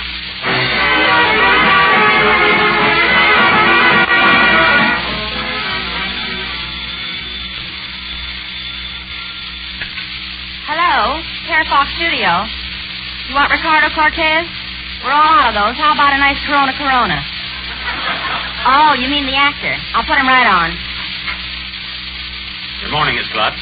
Good morning, Mr. Parasite. Get me Director Roy Del Ruth right away. He's in Arizona making China seas. Oh. Where's Mr. Reisner? He's in China making 50 million Frenchmen. Well, I don't want to see anyone today. I'll be busy in conference. When will the conference be over? Never. I'm always in conference. I'm always busy. I was born busy and I'll die busy. Get me Eugene O. Wilson, quick. The boss wants Eugene O. Wilson. Paging Eugene O. Wilson. Eugene O. Wilson. Eugene O. Wilson. Eugene O. Wilson. Out to lunch. Out to lunch. He's out to lunch. Out to lunch. Out to lunch. He's out to lunch. So I gather. Well, when he gets back, tell him I want to see him. Miss Glutz, look up the reports on our pictures. What did Earaches of 1935 do in Philadelphia yesterday? $83,000.50. And what did Nutty Marietta do? She went out to lunch. I mean the business in Boston. We got to make bigger and better pictures. We need more stars. We need new faces. Did you send for me? Yes, Eugene. What this company needs is bigger and better stories. What have you written in the last half hour? I just wrote a story on my way upstairs. The scene is laid in India. India? That's colossal. India. We'll get 10,000 elephants, 50,000 Maharajas. Don't you want to hear the story? No, India's enough. The idea's terrific. India. Miss Glutz, order 10,000 elephants. Okay. Hello, Mr. Grady. The boss wants 10,000 elephants. Yes, they go right to work. Tell them to bring their trunks.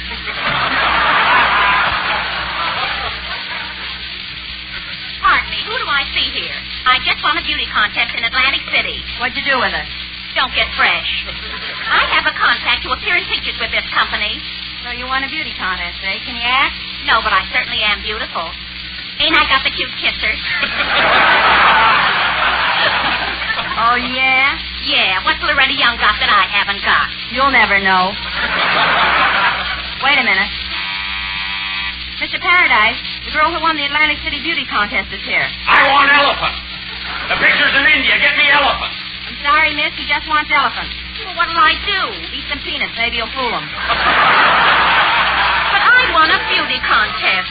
You'll have to see Mr. Green down the hall. He's in charge of the beauties. Thank you. What a snoot. Say, Eugene. Yes? I just read your scenario, and it's great. But look, does this picture have to be in India? Can't it be some other place? Oh, it really doesn't matter. Make it Arabia. Arabia! Arabia! Stupendous! Miss Glutz. Yes, Mr. Parachute? Cancel those elephants. Get me 20,000 camels, 40,000 sheep, 50,000 deserts. Hello, Mr. Grady. Cancel the elephants. Order 20,000 camels. Yes, camels. You know, a horse with a wart on his back. Come in. What is it, miss? Are you Mr. Green? Yes? Well, I just won a beauty contest in Atlantic City. Oh, you did, eh? Well, aren't you a little bow-legged? Yes, but you should have seen the other girls. Well, you'll have to see Mr. Lemaire in the annex. Where is that? Walk through that brick wall and turn to the right. Thank you. I'll tell him. Oh, Mr. Paradise, they're all out of camels. What? No camels? Say, Eugene, does this picture have to be in Arabia? No, it could be played in Spain. Spain! Dynamic! Sunny Spain! What an idea! Spain will get 30,000 bulls, 50,000 toreadors, 1 million castanets. Miss Gluck. Yes, I know. Hello, police headquarters. Send over some bulls. We're in Spain now. Come in. Pardon me. Is Mr. Parachute in? Yes, who are you? I'm a thespian. I'm sorry, but he wants bulls right now. I say, I'm an actor. People tell me I'm a second Jack Benny. We don't even want the first one. But I'm a student of Shakespeare. I've played both Hamlet and Macbeth. Oh, wait a minute. Oh, Mr. Paraffine, there's a man out here who says he's played Hamlet and Macbeth. Oh, a parlay, huh? Well, hire him. Give him $1,000 a week and throw him out. Have those bulls come in yet? No. We're holding up production. Say, Eugene, does this picture have to be in Spain? No, it could be done in Russia. Russia! What a thought! Hey! Russia will get 20,000 beers, 50,000 Volgas. This has got to be a super picture. Miss Gluck, get Russia on the phone. Operator, get me Rubinoff. 2 ho, ho, ho. Come in. Is this Mr. Lemaire? Yes. What can I do for you, miss? I just won Atlantic City at a beauty contest. What? I won a beauty contest at Atlantic City. Oh, you did, eh? Well, aren't you a little old? I wasn't when I first came in here. Well, I'm sorry, miss, but you'll have to see Mr. Van Dyke. Nurse. Hello? Yes, I'll tell him. Oh, good morning, Mr. Astaire. How do you feel today? I'm glad to hear it.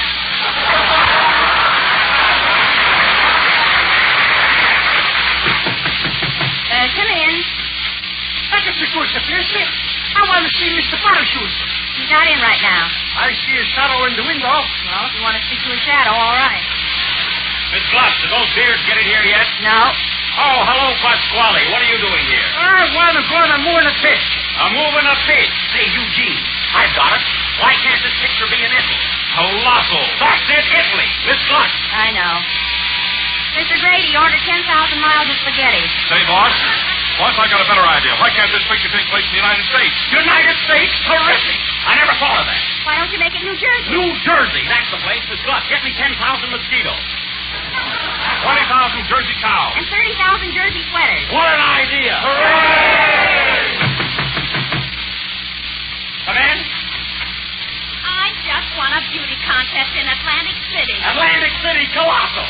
Miss Gluck, get 10,000 miles of boardwalk. 20,000 ocean waves. 30,000. Hey, what's this? What's this? Here's the elephants you ordered. Elephants?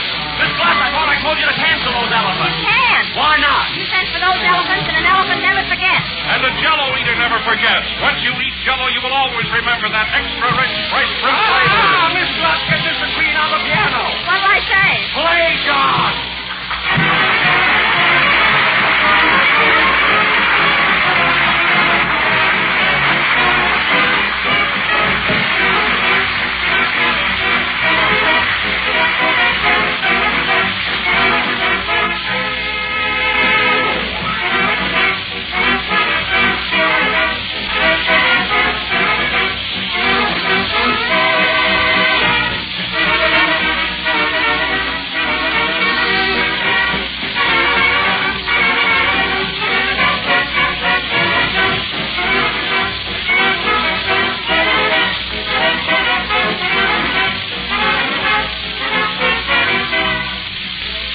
Next Tuesday is Election Day, and we have a candidate who will be endorsed by all parties. The candidate is Jell-O, and it's always a winner. What's more, Jell-O has dozens of winning combinations. Here's one of them. A bang-up salad idea that will go over big even with the men. It's a tasty mixture of crisp shredded cabbage and diced up pineapple inside a lovely clear mold of lemon Jell-O. tastes grand with a tangy sort of flavor that's got real come on. Jell-O tastes twice as good as ever before. Use it for salads as well as desserts, and you'll find it's twice as useful. So vote a straight Jell-O ticket when you go to your grocer's. Strawberry, raspberry, cherry, orange, lemon, and lime. Just be sure to insist on genuine Jell-O.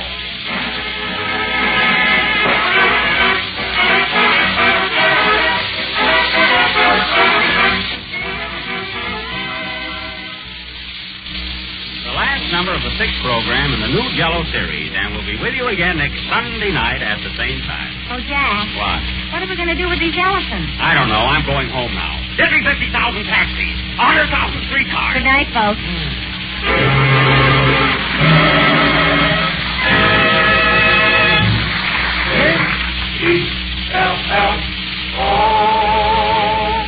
This program has come to you from the NBC studios in Hollywood. This is the National Broadcasting Company.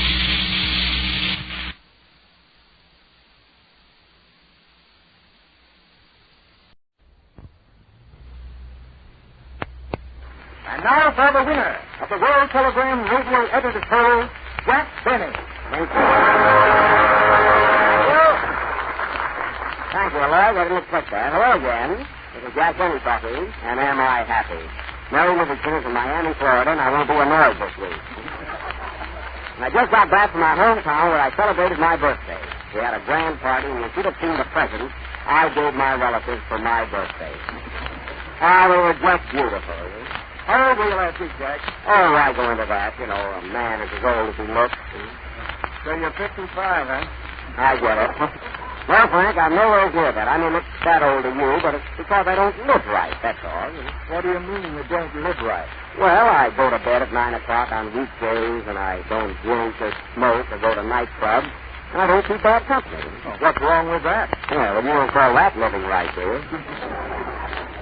Say, Jack, you know my grandfather took care of himself just like you're doing, and he lived to be 103. What for? That was good, wasn't it? I don't know, but the poor fellow's gone now. Oh, that's too bad, Frankie. How did it happen? Well, when he was 98, he started running around, and it just got him, that's all. Oh, well, some of those kids just won't listen, I know how it is. I brought up two grandfathers myself, and I just couldn't keep them out of the cotton club. And I couldn't take the hidey-ho out of them, you know? I do, Jack.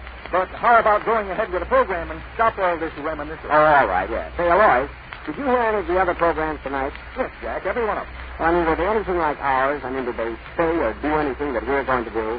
Not a thing, Jack. Well, that's fine. Then I have nothing to worry about. You know, after all, we're on very late, and we have to be careful not to repeat jokes. Anyway, here's a brand new story I have for you folks tonight. A man got on a bus the other day. Wait a minute. And after riding... Wait a minute. Eddie Cantor told that tonight. Wait a minute. You mean the one about the man getting on the bus? Yes. Well, I don't need that one anyway.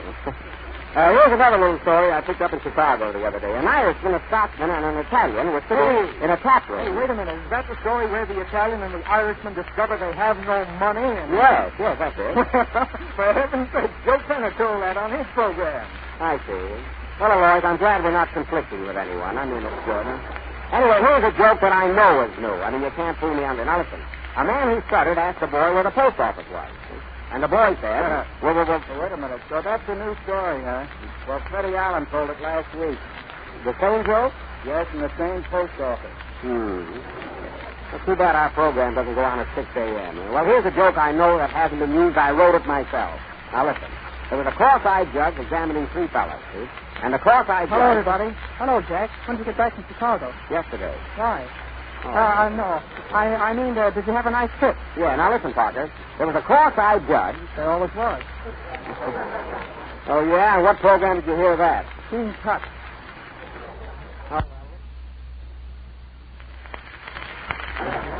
Hello, everybody. Hiya, Frankie. Hello, you.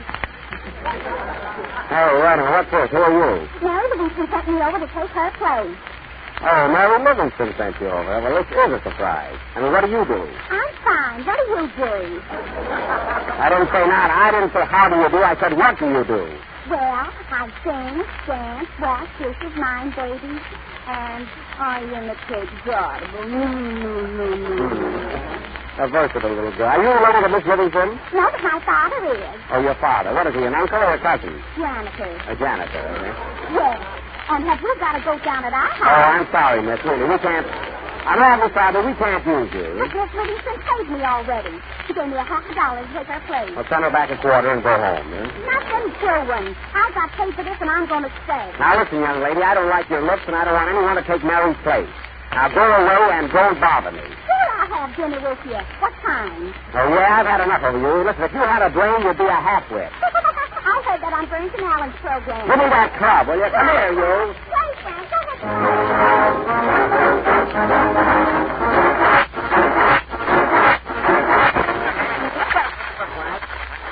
Brad playing my dancing lady from Dancing Ladies. Well, the fan mail certainly piles up. Just think, folks, I've been away only a few days, and here are several thousand letters.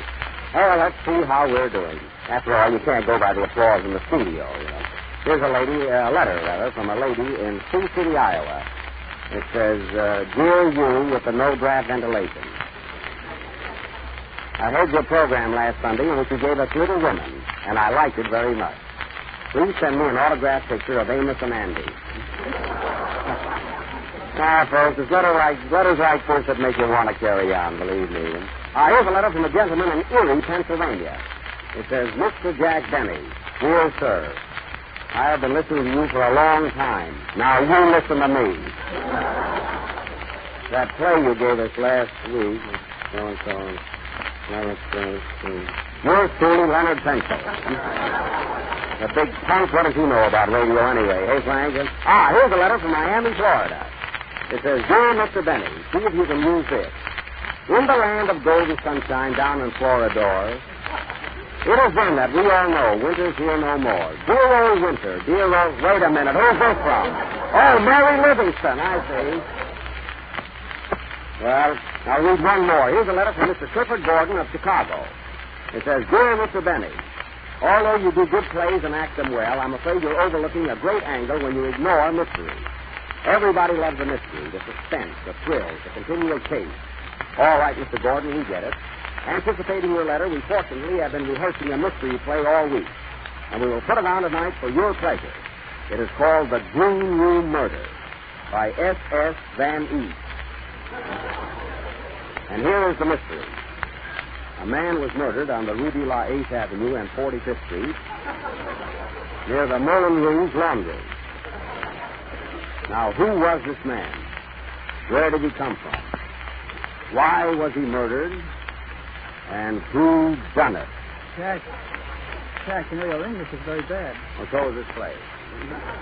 I will play the part of the mastermind, the great detective. Yes, Admiral, for the advertising. And now, while we are setting the stage, Frank Parker, our mysterious tenor, will sing You're in My Heart. Are you ready, Parker? Yes, sir. And sing.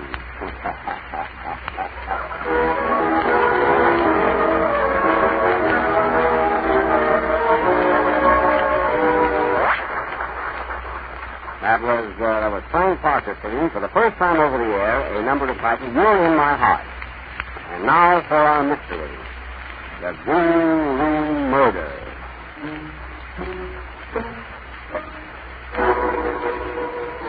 Murder. M-O-I-D-E-R.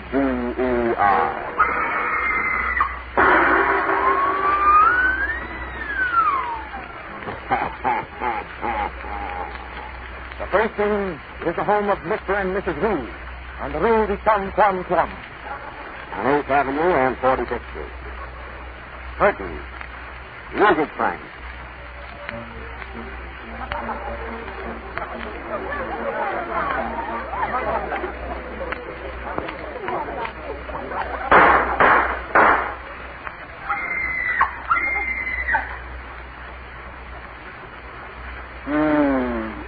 Good. Nobody leaves this room. A man has been murdered. You can't hold it. I'm going. Well, this is an outrage. I couldn't do it. I gotta go. I can't be interfered in this.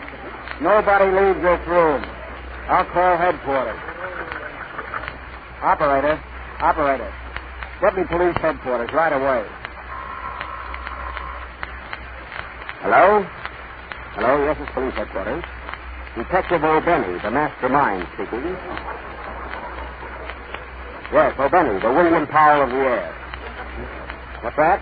Never mind how long I've been a detective. What do you want? What? A murder in your home? What time did it happen? 8:15? And you're inviting me now when it's all over, eh? Could have given me a week's notice. Okay, I'll be right there. What is it, Steve? Murder at 934 Rue de la Haye Avenue. Well, let's get going. Wait a minute, Sarge. Calling all cars. Calling all cars. Murder on the Rue de la Haye Avenue. Calling all cars. And when you're calling for cars, ask for the Chevrolet, the most dependable car in the low-price field. Calling the whole thing off. Calling the whole thing off. Come, Sergeant Hadrilla. We're going to a murder. What do you think I ought to wear? Just what you've got on. It's not a formal affair, you know. Let's get going. Get in, Sarge. Let's go.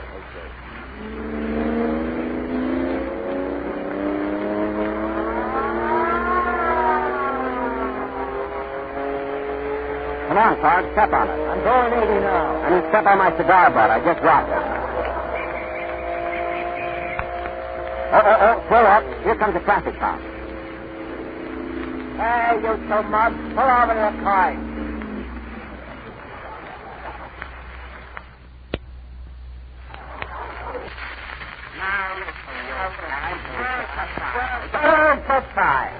When we're out. Oh, yeah? Well, I heard that on the Rudy Valley program. For heaven's sake, can I get a new joke in somewhere? You know you fellas was going 80 miles an hour? Well, everybody knows that's easy for the 1934 Chevrolet. Right, Sarge. I've got a good mind to give you the ticket. You know, there's two of us. We'd like to see the Woodbury Follies. Wait a minute. Who are you, anyway? Detective O'Benny, the mastermind. And you? Sergeant Hadrilla, the new action here. Oh, yeah? Well, look you over, boys. I'm Napoleon. I heard that on Baron Munchausen's program. Well, come on. Hey! Wait a minute. Heard the stuff I heard on Will Rogers' program. Step on it, Hadrilla.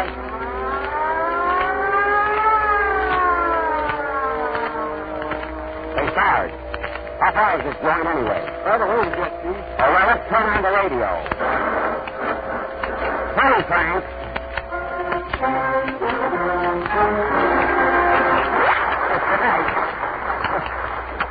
Tonight's handle from our mystery must be in Spain somewhere. And now, on with our mystery. The Green Room Murder.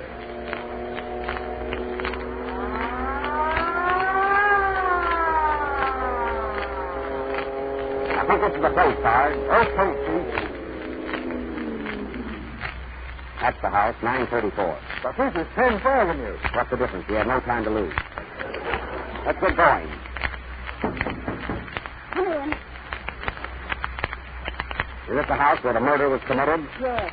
Are you detective? Are we detectives? We got our hats on, haven't we?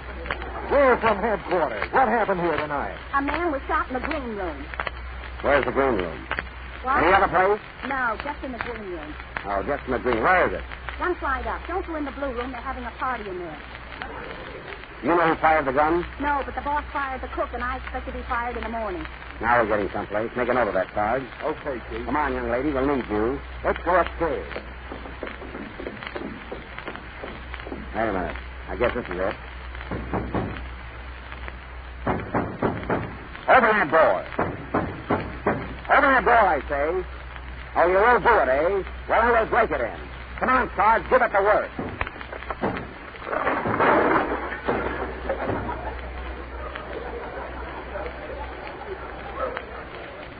Come on out, all of you.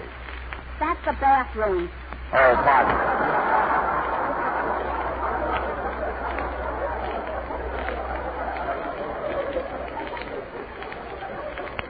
Why didn't you tell us that was the bathroom? You're the mastermind, not me.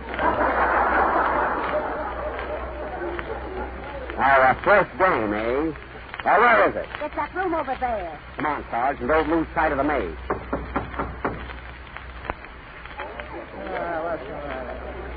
Now, wait a minute, everybody. Nobody leaves this room. Yeah, who are you? Detective O'Benny, the mastermind. Sarge, you watch the door and see that nobody leaves. Okay, Chief. And guard that rat hole. Oh, you don't want to get away either. Quiet.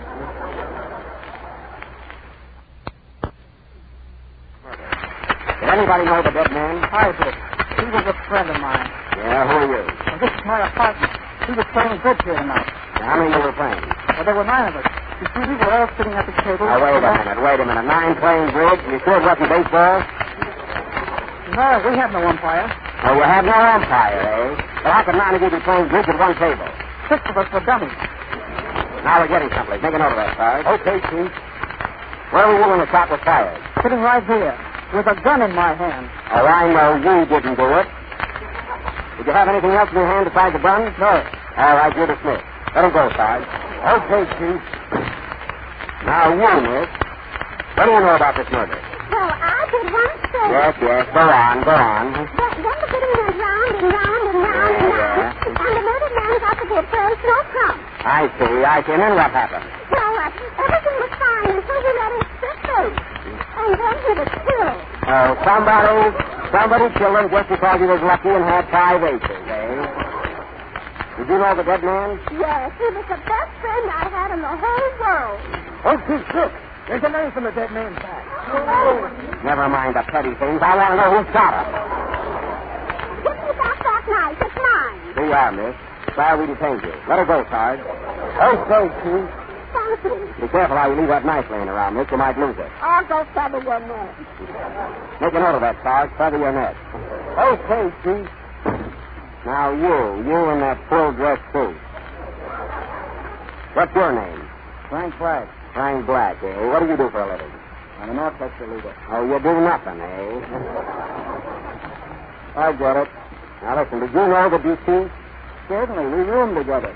He was the best pal I ever had. Boy, was he popular. What time did you get here tonight? It was 8:15. Yeah, how do you know it was 8:15? Well, I heard Eddie Cannon kidding Rubinoff. Now we're getting someplace. What is Rubinoff doing? He was playing Mendelssohn's Wedding March. Oh, yeah? Sarge, get Mendelssohn on the phone. Okay, Chief. Oh. Hello, Mendel. I want to speak to your son. Hello. Is this Mendelssohn? Yes. Oh, you did? Okay, goodbye. What do you say, Sarge? He says he heard that on Phil Baker's program. Now we're getting someplace. Who that is? Push you a knock on the door. That's it. Detective O'Benny. Telegram, give it to me. Miami, Florida. Ask Mendelssohn if he knows the one about the ghost. Signed Mary Livingston. Any answer, sir? No. Hey, the telegram is correct. 76 cents. Let him out, Sarge. Okay, Chief. Now, where were we? Oh, yes. Now you, Frank Black. What do you want? Say, Chief, look. There's a rope around the dead man's neck. Oh, yeah? Hey, Black, you know anything about this rope? Sure, it's mine. Give it to me. I want to tie up some music. Give him the rope, Sarge. All right, you can go, Black. I'm sorry this murder happened inside of your rope. Thanks. We'll solve this mystery yet. Now I want to speak to the maid again. Yes, sir. Now listen here, young lady. I want to ask you a few questions. Where were you? Now listen here, young lady. I want to ask you a few questions. Where were you when the shot was fired? I was in the kitchen making up the bed. What? I was in the bed making up the kitchen. You know any of the people here tonight? Sure, these 2 girls who are friends of mine. What 2 girls? The nurse and the cook. Yes. Wait a minute, make it over that, Sarge. Okay, Chief. So you girls were in tailgaters together, are you? Yes. Well, what did you do? Did you ever see a green black? Oh, the so that's what killed him. Lock him up, Sarge. Okay, Chief. Play, Frank.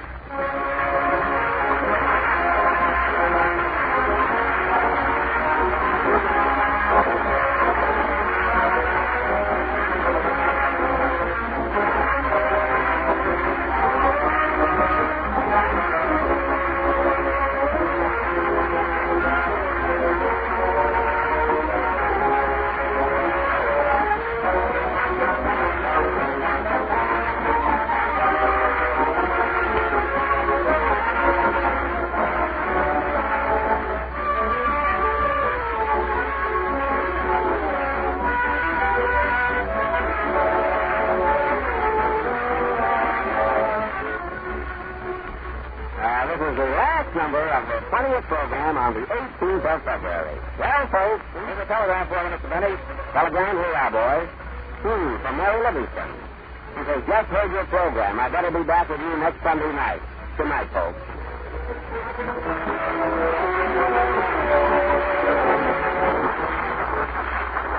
This program has come to you with the compliments of the Chevrolet Motor Company.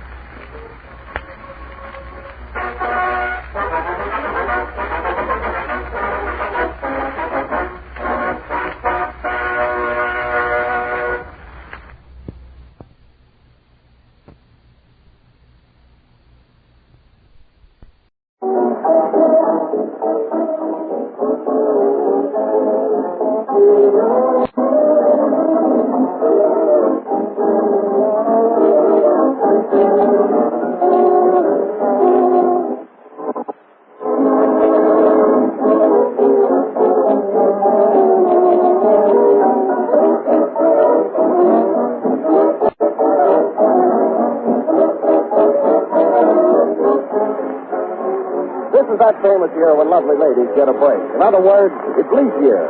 Well, forgive me, ladies, just this once if I hand out a tip to the bachelors. And that is, look before you leap, boys. Look into the important matter of food. And if she can't make biscuits and can't make pies, just be sure she does know about Jell-O. For a shimmering mold of glowing Jell-O has saved many a meal. That's because Jell-O tastes so good, full of extra rich fruit flavor, real fruit flavor, as refreshing and appetizing as fresh ripe fruit. That fruit goodness is sealed right in. It's full-bodied and satisfied. But just remember, you won't find it in any other gelatin dessert. No other has Jell-O's luscious, extra rich flavor. There is only one Jell-O, and only Jell-O tastes twice as good as ever before.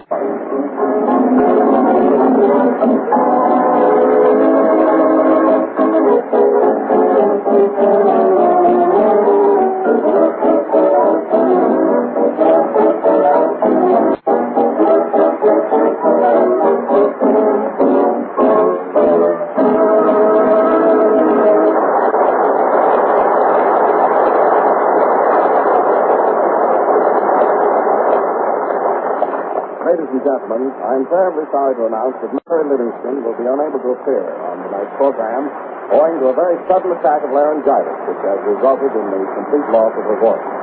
But she will be with us again next Sunday night. Oh, Kenny, I didn't see Johnny leaving the orchestra. Where is he? I don't know, Don. I don't see Jack around either. Well, this is a fine state of affairs. Wonder what could have happened to them. I saw them get into a car about an hour ago. Hope they didn't meet with an accident. Maybe that's them.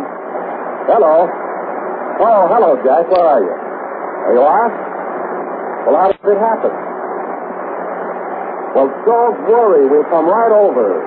What's the matter, John? Why, Jack and Johnny were arrested for speeding and knocking over a telegraph pole. Gee, isn't that awful? Hey, Underwood, tune in to county jail and see if you can pick up Jack Benny, please. Okay. If I had the wings of an angel... Hey, you in cell number 6. Shut up. All right. Say, what are you in for, buddy? I'm the keeper here. Oh, pardon me. Say, what do you get to eat here? Bread and water. What, no Jell-O? The fine jail. Hey, Johnny, where are you? Upper 7. Oh, you couldn't get a lower, huh? Quiet, you mug. All right. Who do you think he's talking to? What a jail. I feel like a quarter in Don Wilson's pocket. I'll never get out. This way, miss. Here's the guy you want. Talk at a distance and make it snappy. Why, it's Mary's sister. Hello, Mamie. What happened to Mary? She's got laryngitis, Jack, and she sent me over to see if I could do something for you. What happened? Well, we left Johnny's house driving to the studio, and we were only going 72 miles an hour. Gee, they can't put you in jail for that. They can't? Where do you think I am, in Bermuda? Thought you had a slight accident. I ran into a telegraph pole. Gee, this is a nice room you've got, Jack. Did you have to take a leak? Yes. Where's Johnny's room? In the next cell. Oh, Johnny, here's Mary's sister. You remember Mamie? Oh, sure. Hello, Mamie. Hello, Johnny. Oh, what are you laughing at? Gee, look at Johnny's haircut. It reminds me of a popular song. Well, what do you mean? It's round and round, whoa, ho, ho, ho, ho, it's round and round. Stop frowning, will you? Say, Mamie, can't you do something to get us out? I don't want to stay here all night. Yeah, don't you know anybody? Sure, Jack. I know one of the biggest politicians in town. He's a great friend of mine, and he'll get you out in no time. Where's the phone?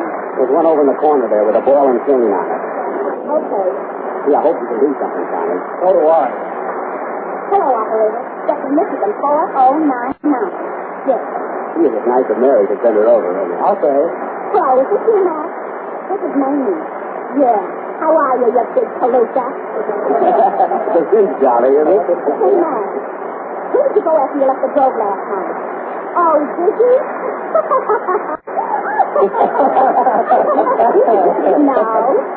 No. Yes. No. Get to the point, Mary, will you? For heaven's sake. What's that?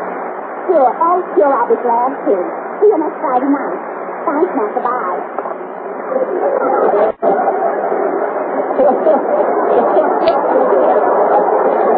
Why, Mamie, I thought you were going to fix it for me. Oh, gee, I forgot to ask them. Oh. But don't worry. I've got a date for them next Friday. Well, there he is, young fella.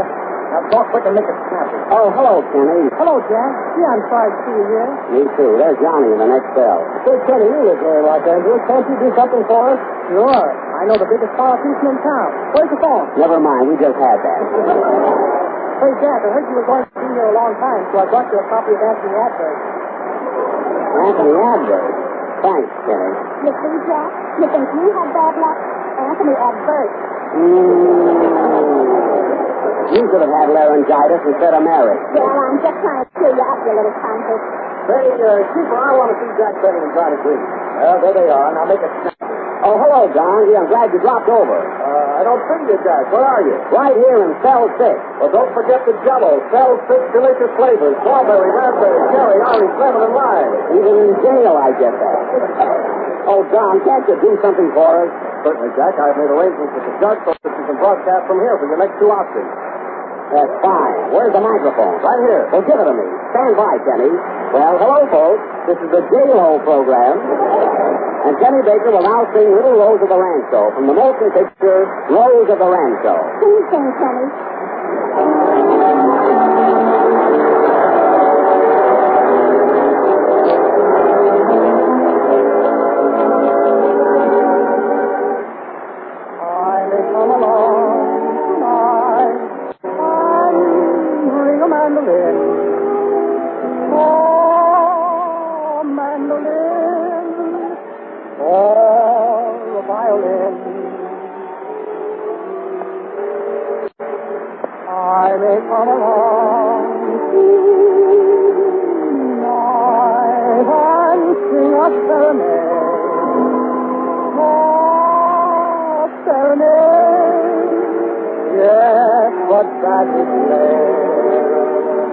Every single phrase would sing your praise, and I would be sincere.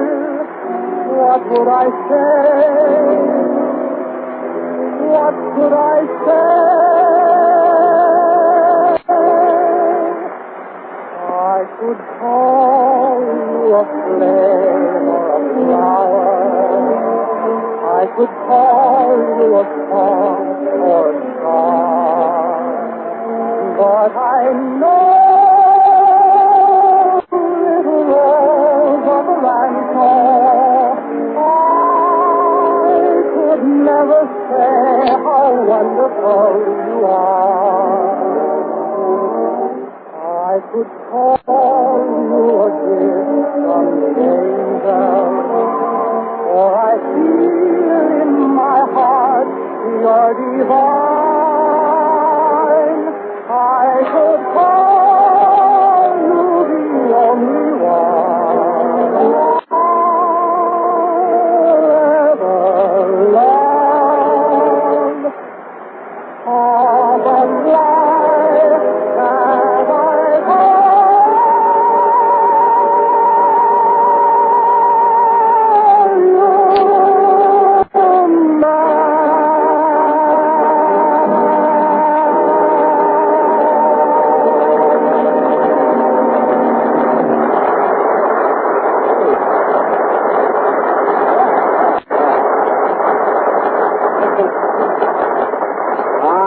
Listen to the prisoners applauding.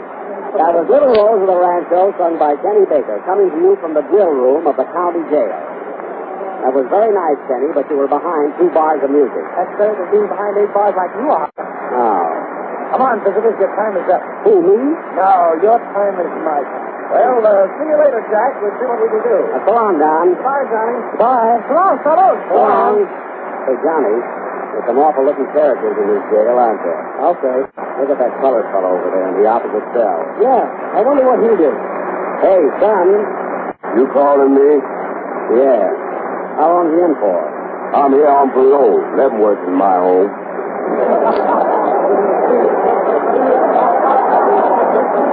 Hey, you must have done something. What are you in for? Well, they gave me 15 years for drawing money out of a bank without a bank book. They did? Yeah. Then they gave me 20 years for stopping the man who tried to stop me. No kidding. Then they gave me 7 years for floating a razor without shaving clean.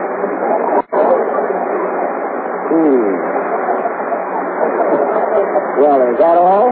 No. Gave me 30 days low for just being no good. Oh, say, what's your name? Clarence News. Clarence News? Say, wait a minute. Listen, I saw you in a picture. Yeah. They gave me 10 more years for that. That's too bad. I sure is in trouble. Well, so are we. This is the worst mess I was ever in. Oh, Johnny, it isn't so bad. My father and mother will be worried sick. It's a tough spot for me. What's tough about it? Sure, we're in trouble. But listen, fellas, all of you prisoners, I can tell you a story I heard the other day that'll make you glad you're living, jail or no jail. Have you got a minute? Yeah. Yeah. Well, listen to this. It's one of the saddest stories you've ever heard. This will make you glad you're living. Listen. Once, there were 3 lobsters living up in Maine. A mother lobster, a father lobster, and a baby lobster. Eating, sleeping, and leading a healthy outdoor existence. When one day the baby lobster was caught and taken away from its parents. For 20 years had passed. They'd given up hopes of ever seeing their baby again. And one day when they were in Rhode Island visiting some relatives, the father and mother lobster were caught and thrown into the window of a seafood restaurant. When lo and behold, right in front of them they saw a great big giant lobster, the largest one in the entire window, loafing on a piece of ice. They recognized him immediately as their long-lost son, so they had a great reunion. Finally, the mother lobster said, "Son, tell me, how is it in all these 20 years you managed to keep out of hot water, that you weren't eaten?" And the son replied, "I'll tell you, Ma. I'm the big lobster that the waiter always shows the customer that the customer never gets."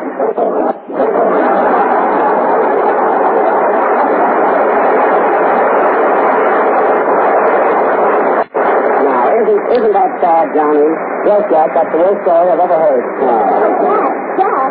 Just a minute, miss. You can't come in here whenever you please. Okay, I'm a taxpayer. Mamie, did you do anything? Did you get a parole or something? Oh, yes, I knew I had something to tell you. I got the best lawyer in town. Now you're talking. He's a criminal lawyer. He is? Yes, he gets out of jail today. Well, all right, anybody, for heaven's sake, go and get him. Wait a minute, Jack. Mary just baked you a nice cake and sent it over. Here. Oh, thanks. Say, did anybody see a bunch of keys around? Keys? Not keys, did you lose them? Sorry, Jack, they're in the cake. I got a gang of musicians who were found loitering on Hollywood Boulevard. So who's got my keys? I haven't. Well, give me that cake, that'll do. Oh, all right, here. Come on, you guys, get in there. Well, Jack, that's my orchestra. It is? Yeah, I knew they'd get in trouble without me. Hey, wait a minute, where's the piano for Johnny? That's in the cake, too, Jack. Yeah. What are you waiting for? Eat, John.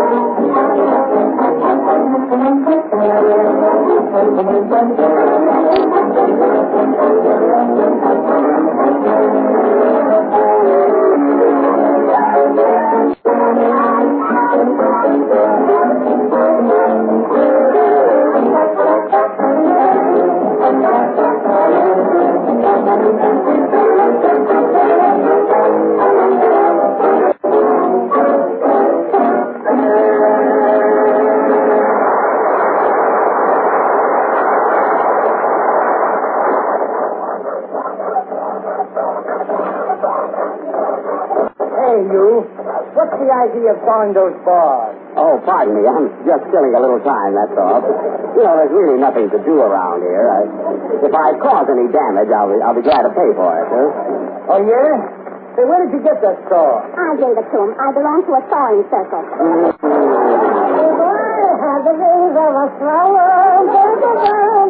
Pardon me, Mr. Judge Bennett stopping here? Yeah, here he is in cell number 6.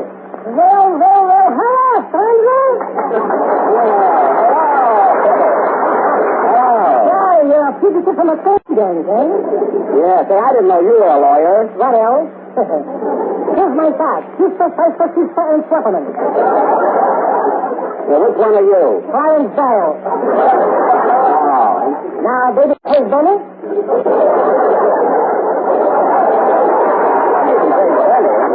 Now, please explain the whole situation. What did you do? Well, I was driving my car, and I... You didn't do it. Oh, yes, you did. We have 3 witnesses. Mamie, will you please go home? Now, give me a rough idea of what happened. I went to 3 people. Well, I was driving 72 miles an hour and ran into a telegraph pole. You were going 15 miles an hour and ran into a cactus. Remember that. Well, how do you know? I got 3 witnesses coming from Chicago. Now, Mr. Bennett, the judge will ask you 20 questions. Like, for instance, were you on the night of April 12th at 4:45? Well, I don't remember. That's it. But supposing you ask me questions about the accident. You don't remember? Listen, I was driving 72 miles an hour and I knocked down a pole. Then before it, you wasn't driving and the pole knocked you down. Yeah, but what if the court proves different? Then we'll give a hypnoscopic. What's that? $10 extra. But don't worry, I'll get you out of this. I just won my last case. Who was it? A fellow was parking his car in front of our hydrant and I got him over 10 years. Do me a favor. Will you go over there and defend Johnny Green? Where is he? Right there in the next cell. Oh, you're Johnny Green, I'm presuming? Yes? Well, what did he do? I don't remember. Right. You want me to handle the case or not? I sooner have an aspirin. Well, that's out of my line. Now, Mr. Bailey, I already talked to the judge on the way over here, and he said he'd find you boys $3 apiece and close the case. Well, then what are you waiting for? $3 apiece again? He's got to make it 2 for 5 or nothing. I'll pay him the $6 and get us out of here. Let me do the worrying, please. And sometimes I go there for 3 months and worry about a case like this. Of course, you know, I got to get my usual retainer. Well, what do you get? $12. You know, stationery stamps and incidentals. Well, here, all I got is $5. All right, I'll see you for the balance. Well, where can I get you if I want you? So what for? I'm stopping here too, you know. But please, don't worry about anything. Look there, there's a piano over there, and I bend the music. Cheer up and play something. Come on, children, have a sense of time. Let me do the worrying. Go round and around, ho, ho, ho. Give me up, Napoleon.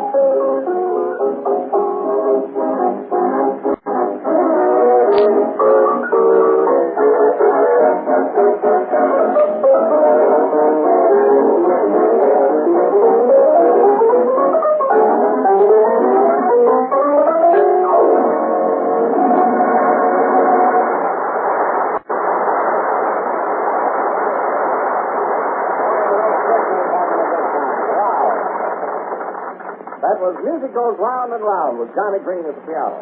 And now we take the microphone to the courtroom for the trial of Jack Benny and Johnny Green. Order in the court. Good morning, Judge. Where do I know you from? I read your magazine.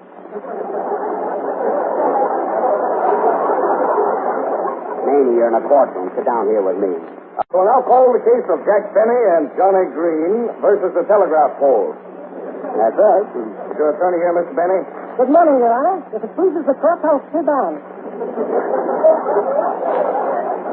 It seems that a certain Jack Benny and a certain Johnny Green were driving 72 miles an hour and ran into a defenseless telegraph pole. Is the attorney for the pole here? He's crazy. Then I will call the first witness, Don Wilson. That sounds familiar. What is your occupation, Mr. Wilson? I am a salesman for Jell-O, the largest selling gelatin dessert in the world. Are you acquainted with the defendant? Yes, Your Honor. What kind of a fellow is Jack Benny? Well, Judge, I don't know just how to describe him, but if you ever see two men sitting in a cafe and one of them reaches for the check, the other one is Jack Benny.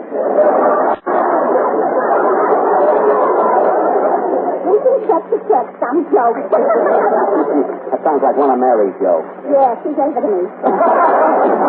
Order in the court. Where's Johnny Green? Oh, he went home. I don't blame him. That's all, Mr. Wilson. I will now call the defendant. Mr. Benny, take the stand.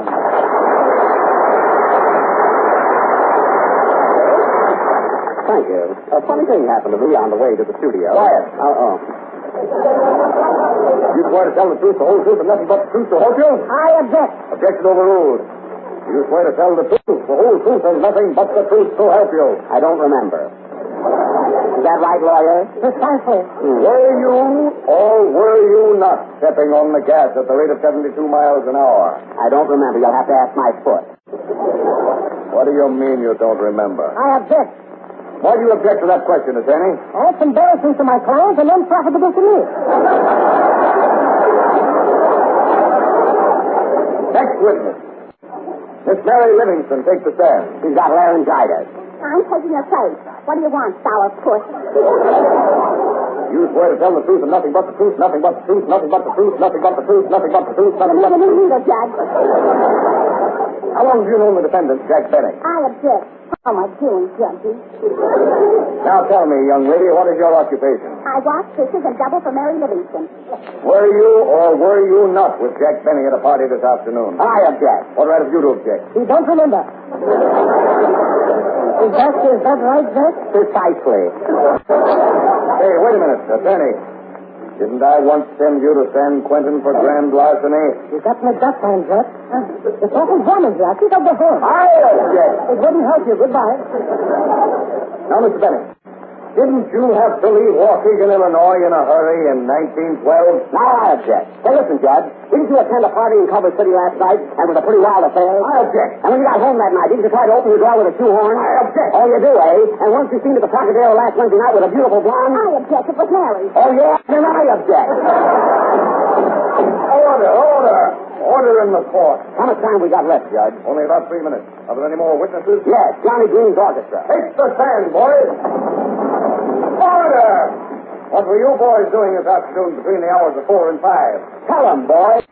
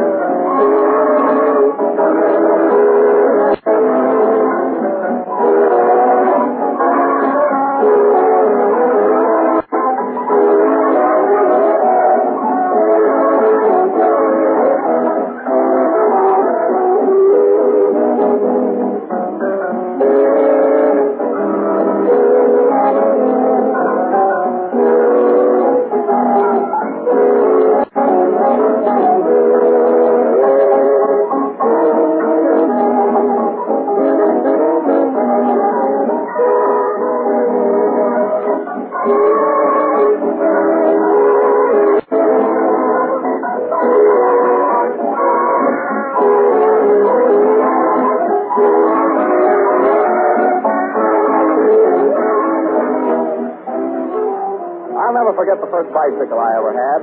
I was 9 years old, and boy, did I think that bike was a prize. All nice and shiny and new, and painted in great big letters on it was the legend, Ease and Speed.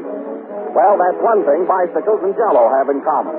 Jell-O is one of the easiest and speediest desserts you can make. For instance, for a tip-top wintertime dessert, try jellied orange dessert. Here's what you do. Cut 4 oranges into sections, combine with a cup of sugar, and let stand for about... The Jell-O program starring Jack Benny with Johnny Green and his orchestra. The orchestra opens the program with Cosi Cosa from the motion picture A Night at the Opera.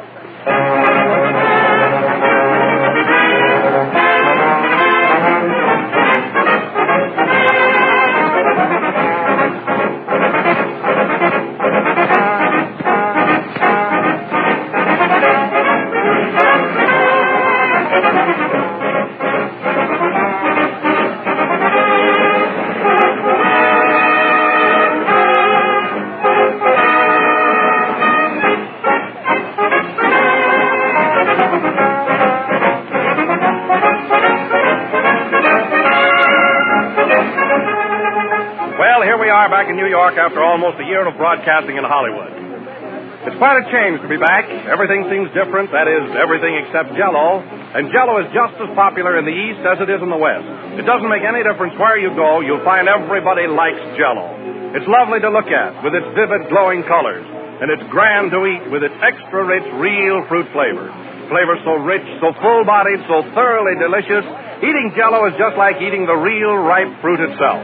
You won't find this extra-rich fruit flavor in any other gelatin dessert, for only Jell-O knows the secret. So don't accept any substitutes for Jell-O. Whether you're ordering Jell-O at your grocer's or in hotels or restaurants, always insist on the one and only genuine Jell-O.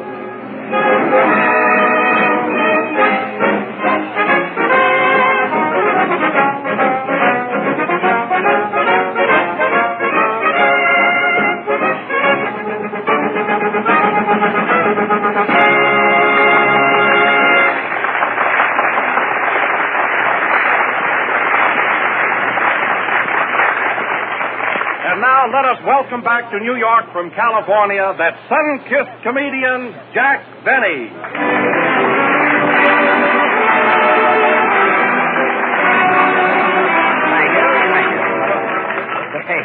Say, Don, is this the room? Yes, Jack, come in. What are you afraid of? Well, I feel kind of funny getting back to such a big studio. Gee, what a crowd of people here. You know? Oh, what's the difference? You're not a stranger. Come on in. Oh, I don't wanna. Come on. I'll give you a dish of raspberry Jell-O.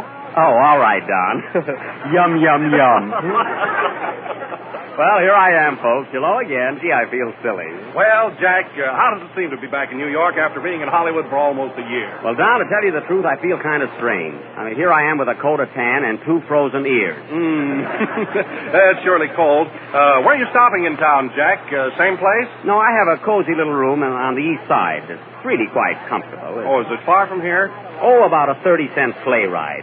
Why don't you ski over and see me sometime? I'll do that, Jack. Yeah. New York City, New York City. Gee, you're pretty. It's a pity. You can't be in old Miami, where it's warmer. Gee, I'm witty. Hello, Jack. Hello, Mary.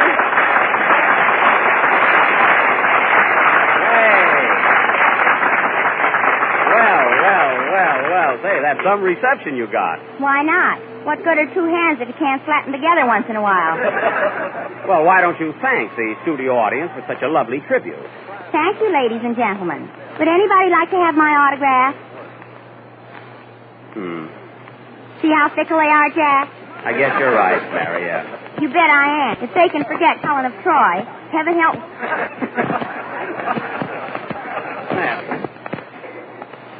Is this the place, Jack? Yes, sir. Ladies and gentlemen, let us welcome to New York the boy who has never been out of California before, Kenny Baker.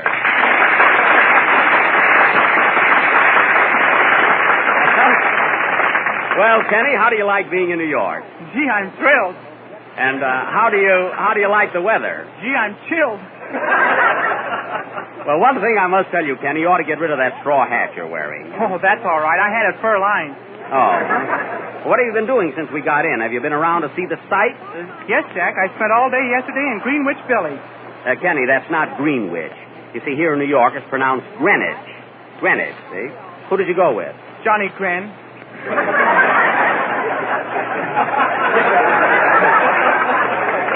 Hey, did you go anyplace else? Yeah. This morning I went over to see the Statue of Liberty, and was I surprised? Surprised? Why? I didn't know it was a woman.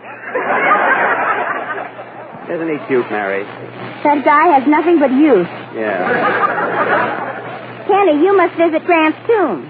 I sure I will. Cary Grant's a friend of mine. Listen, Kenny, that's not Cary Grant. That's Ulysses. And that reminds me, Jell-O has 6 Ulysses flavors. Strawberry, raspberry, cherry, orange, lemon, and lime. Delicious Grant, huh? Say, Jack. Yeah. There's Johnny Green. He's been waiting all day for a reception. Oh, well. Hello, Johnny.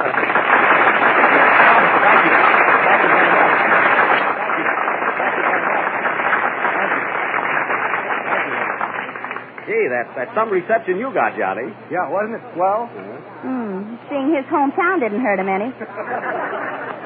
Well, Johnny, how does it feel to be back home again? Oh, great, Jack. I spent 2 days just visiting relatives. Well, that was nice. Did you see any other sights? Yes, your relatives. Listen, my relatives are in Waukegan. Nah. When you get back to your apartment. Well, maybe the folks did drop in to say hello. Say, Johnny, come here a minute, will you? I want to tell you a funny story I heard on the train. It seems that a woman... Now, folks, this is Don Wilson welcoming himself back from California. So give Jell-O a big hand. It's really a great dessert and has always been kind to your dish. Come on, folks.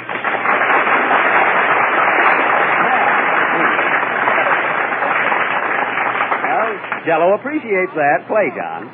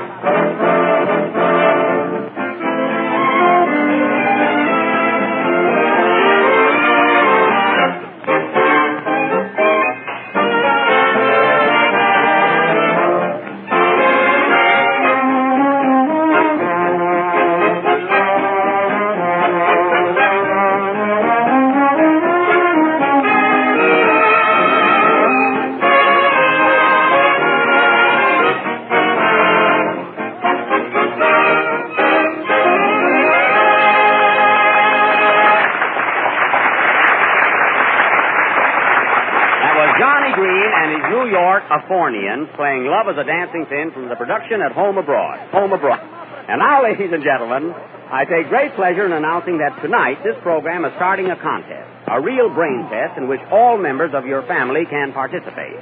Now, there's nothing required in this contest but a little bit of your time and patience. The winner will receive the sum of, pardon me, Mary, hold this money. Come in. How do you do? Mr. Benny? Yes.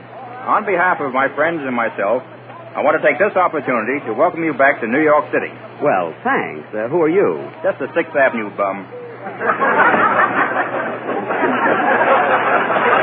Gee, I hope my father wasn't listening. Well, anyway, folks, as I said before, tonight this program is starting a contest, a real battle of wit and intelligence. And the winner of this contest will receive the tidy sum of, Hello? Who? Oh, how are you, Mama? Well. Yes, I got in Thursday morning. It's Mama Jack. Yeah, give her my love, Mary. Oh, we had a wonderful trip, but the train was 4 hours late. Gee, if a woman did that, her husband would kill her. Well, how are you, Ma? That's good. Is Father working? He is? Gee, that's great. Who's he working for? Oh, he's in front of the house shoveling snow. Oh, I see. Tell him to try and keep that job, Mary, if you can. What's that? Oh, Jack's fine. Yeah, Hollywood has done him a lot of good. He looks better than George Alice. Thanks. How's Otto? He did? Oh, isn't that wonderful? What is it, Mary? Otto went to the Olympic Games in Germany. Yeah, how did he make out? He won the 100-yard dash hunt. Quite a long dog. Well, Ma, we'll see you tomorrow. What's that? What are you laughing at, Mary? Mama said goodbye. It's a fine program. These greetings are murderous. Well, anyway, folks, tonight we are starting a contest. And the chief requirement will be the brain. Now, as I said before, the winner of this contest will receive the neat sum of, come in. Pardon me, Mr. Wilson, or Jell-O, I mean Jack. Say, who are you? I'm Jack Benny. What do you want? I'm a reporter in the news, the Mirror, the Telegram. That is the Times. Oh, from the Tribune, I see. Yeah. Welcome back to How Have You Been? That is, how are you? Glad to say. Where's Mary Livingston? She's here. We just got back from Hollywood. Hollywood? well. Say, is it true that Wally Beer, Gable, what do you know? Shirley Temple, Gary Cook. Yes. Or are you going to say, where's Johnny Green? He's here. They are. Now, take it easy. What do you want to know? When did you first find out, or do you think, what's your opinion? Who's your favorite? Well, what's new, Mr. Benny? Well, I would say that conditions in Hollywood are... That's enough. It's a scoop. Now, hold still for a moment. Chin up. Now, smile. I got it. Thanks.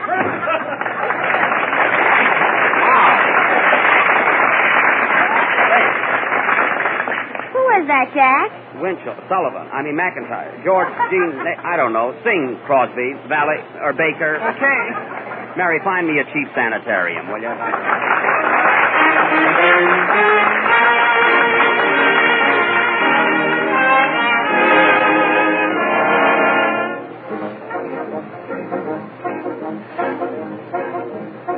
I'm a roving cowboy, far away from home.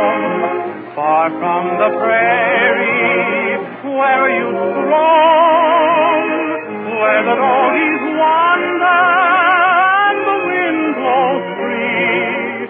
Oh, my heart is yonder on the lone prairie. Oh, carry me back to the lone prairie, where the coyotes howl and the wind blows free. And when I die, you can bury me neath the western sky on the lone prairie. Oh, back my gun. Give me back that bronco that I used to run. Let me spread my blanket on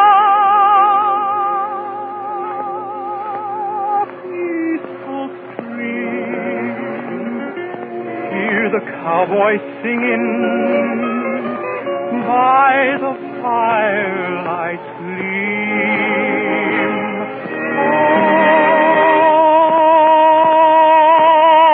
Oh, carry me back to the lone prairie, where the coyotes howl and the wind blows free. And when I die, you can bury me neath the western sky on the lone prairie.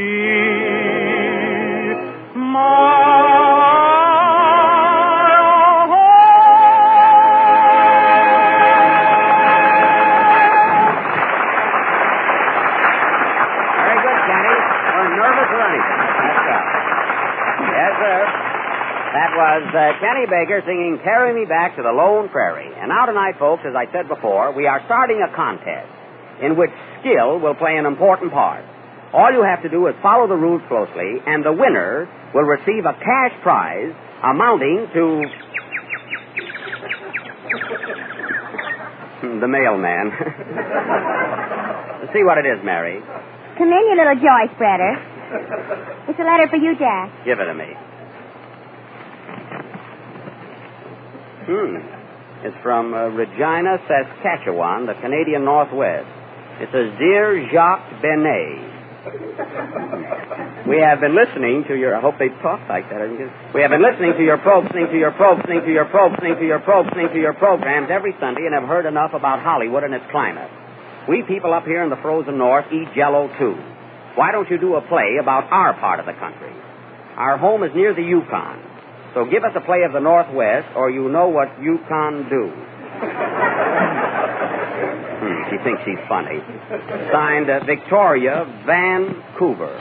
Must be wealthy people. Do you know anybody up that way, Mary? Just Winnie Peg. Oh, okay. P.S. P.S. much, Jack, and I've even named a town after you. It's called Moose Jaw. Please do not ignore this letter. I wish people would give us a little more notice. Say, Mary, we got a play of the Northwest. How about Tobacco Road? No, Mary, the Northwest. Ice, snow, zero. Where can we get a play like that? I can write one, Jack. You can? Well, hurry up. Maybe we can do it. Make it snappy, Mary, will you? There you are, Jack. I thought I'd never get it. Let's see it. Sergeant Benny of the Northwest Mounted Police. Fur trappers report fur stolen. They notify the Mounties. Well, that sounds all right. Of course, the second and third acts will need a little fixing. Well, anyway, folks, this play will go on immediately after Johnny Green's next number. Say, Johnny, can you play the part of a French-Canadian? I can play the whole thing. Oh. How about you, Wilson? Parlez-vous français? No, I just play one horse at a time. Oh, do I step into those things, huh? Parlay, John.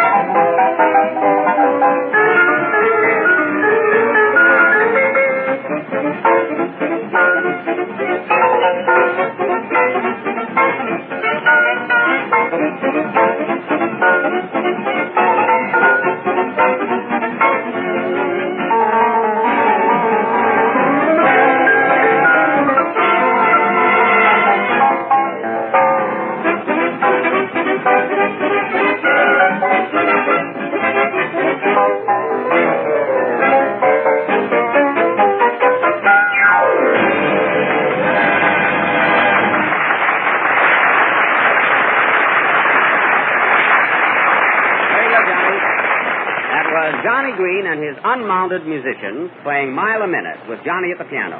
And now for our play, Sergeant Benny of the Northwest Mounted. The scene takes place in Alaska, between Fairbanks and Pickford. Do you know 'em? Am I cold tonight, huh? Mary, you wrote this, didn't you? Yes. Well, the Northwest Mounted are in Canada. I made it Alaska. It's colder up there. Oh, I see. Well, then remember, boys, we're all French Alaskans.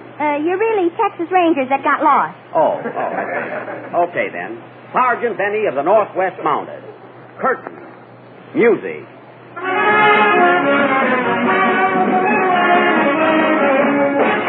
When the moon comes over the mounted of the Northwestern Mounted Police.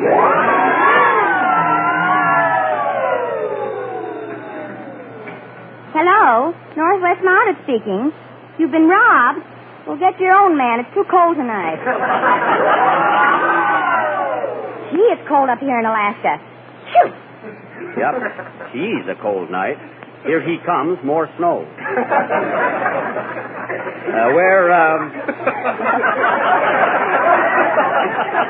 Where is Officer Andre? Andre is in his igloo. Igloo? What is an igloo? A lot of ice without ginger ale. Oh. Well, tell Andre I want for to see him. Andre? The sergeant. He wants for to see you. Abba dabba glow pow. What's that? I'm an Eskimo. Here I am, Sarge. Andre, look at the thermometer. What does she say? He sees 40 Jell-O 0. 40, eh? What is AT&T?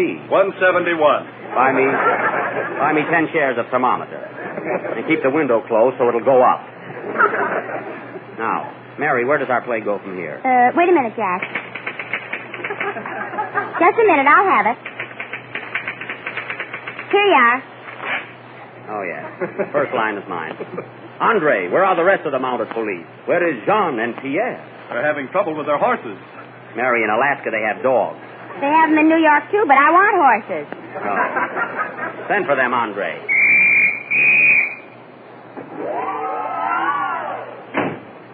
Sergeant, you sent for us and we are here.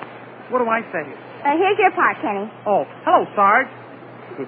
I hear you are having trouble with the horses. Oui. We played them to win, and they come in second. I thought that would get a bigger laugh. Yeah, so did I. Now, listen, you are all brave men, but you hang around and do nothing. What do you want that we shall do, Sarge? The book, he show we have been here 12 years. There have been 435 robbery and 12 murder. And not once did you get your man. What do you say to thee? Maybe we're not the type. There is something to that. Come in. Electric fans, ice cream cones? No, not today. What was that, Mary? I just put that in as a menace. Oh. Go ahead, Jack. Now, I warn you, men, these cannot go on any longer. You must either get your man or get out. Who is that? That's Benny Rubin. I wrote a part for him, too. Oh, is Reuben in this? Yes. Oh, come in. I beg your pardon, but is this the Northwestern Mounted Police I'm speaking to? Sure, and it is. I mean, we. What is the trouble?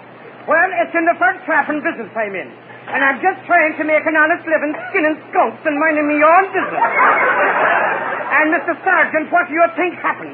Tell him to me. Well, this morning when I woke up, some thief skinned me out of my skunk skin. And if I'm lying to you, I hope to be bitten by a snake and have to take 3 drinks of good liquor. You say you were skunked out of your skin? No, sir, skinned out of my skunk. What is he supposed to be, Mary? A Greek. Oh. Well, go back and take it again, will you, Reuben? A Greek this time. All right, Greek. Come in. Pardon me, is this the Northwest Mounted Police I'm speaking on? Wait a minute, is that what you wanted, Mary? I don't know. I think so. Oh. Well, what is the trouble? About 1 year ago, I come here from Greases, and I want to go into hunting business, so I get myself a hunting dog to catch the skunk. And the first thing he does is catch my brother. Well, sir, I want to tell you that at that time I was making very big money. But one fine day, I found me dialect changing on me. Your dialect changing? Yes, sir. Would you believe it?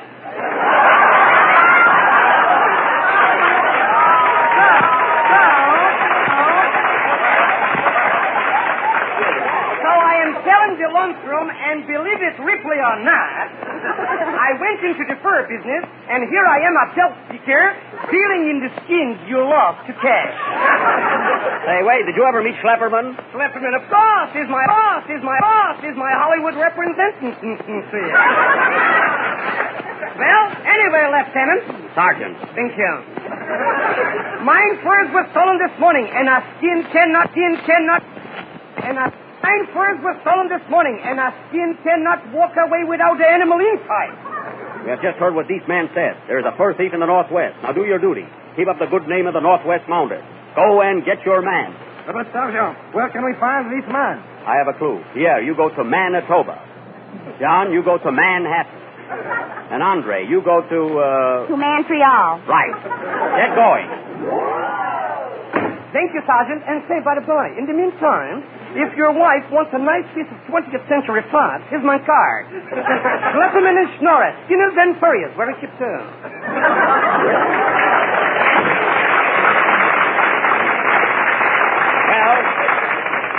Well, Mary, where does our play go from here? Oh, don't worry, I'll have it. While Mary is writing the next scene, let me tell you about Jell-O. It has that new extra rich, fresh fruit flavor. It tastes twice as good as ever before. So be sure to look for the big red letters on the package. Is it ready yet, Mary? No. Then let me tell you about our contest. Tonight we are starting an unusual contest in which every member of your family can participate. The first prize, without any strings whatsoever attached to it, will be the sum of... Here it is, Jack. I wonder what the boys are doing now. So do I. That's your line, Jack. Oh, I see. I wonder what the boys are doing now. Come in. Here you are, Sergeant. You told us to get our man, and we got him. Here's the fellow who stole his fur. That is not him. Hey, wait, so what's the matter with you? You got the wrong people. I'm the man who lost the fur. Mary, for heaven's sake, you wrote this. What do we do now? I don't know. What do you think, Jack? I don't know. What do you think, Reuben? Well, in a situation such as that... I've got it. Why don't you kiss and make up like they do in pictures? That's it, but who are we going to kiss? Not me. Play, Johnny Grimm.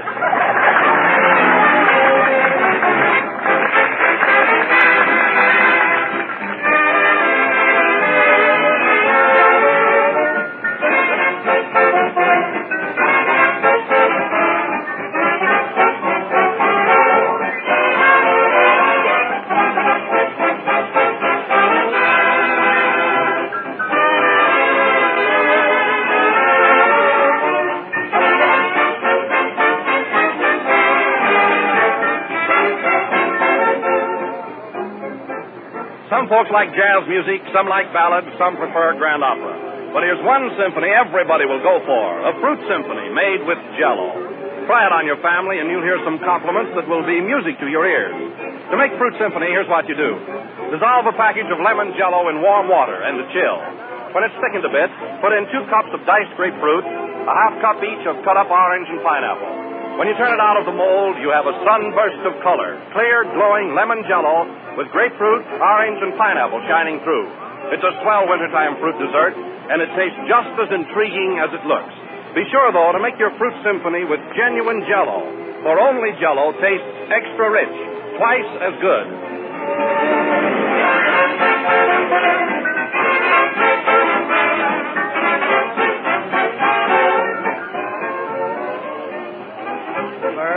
Of the 20th program of the new Jell-O series. And we'll be with you again Pardon me, Jack. Here's a telegram that just came for you. Do you mind if I read it? No, Don. Go right ahead. It says, Dear Jack, the Jell-O family of all 6 flavors extends to you their heartiest congratulations on the splendid showing you made in the National Radio Editors Poll conducted annually by the New York World Telegram. Stop. For the 2nd consecutive year, our Jell-O program was voted the favorite of all the shows on the air. And for the 3rd consecutive year, you were selected America's outstanding radio comedian. Jell-O shares your justified pride in this fine accomplishment. Signed, Clarence Francis, President General Foods, makers of Jell-O. Well, thanks, Don. I'm very, very happy about it. Thank you. And I want to thank my author, Harry W. Kahn, all the members of my cast, and everybody associated with the Jell-O program, and, of course, the radio editors for their kind consideration. And I'd like to say that Frank Parker is sitting in our audience tonight, who was a great figure in helping us win the poll last year. I wish we had time to have him come up and say hello, but we haven't. You forgot to mention me, Jack. I did say members of my cast.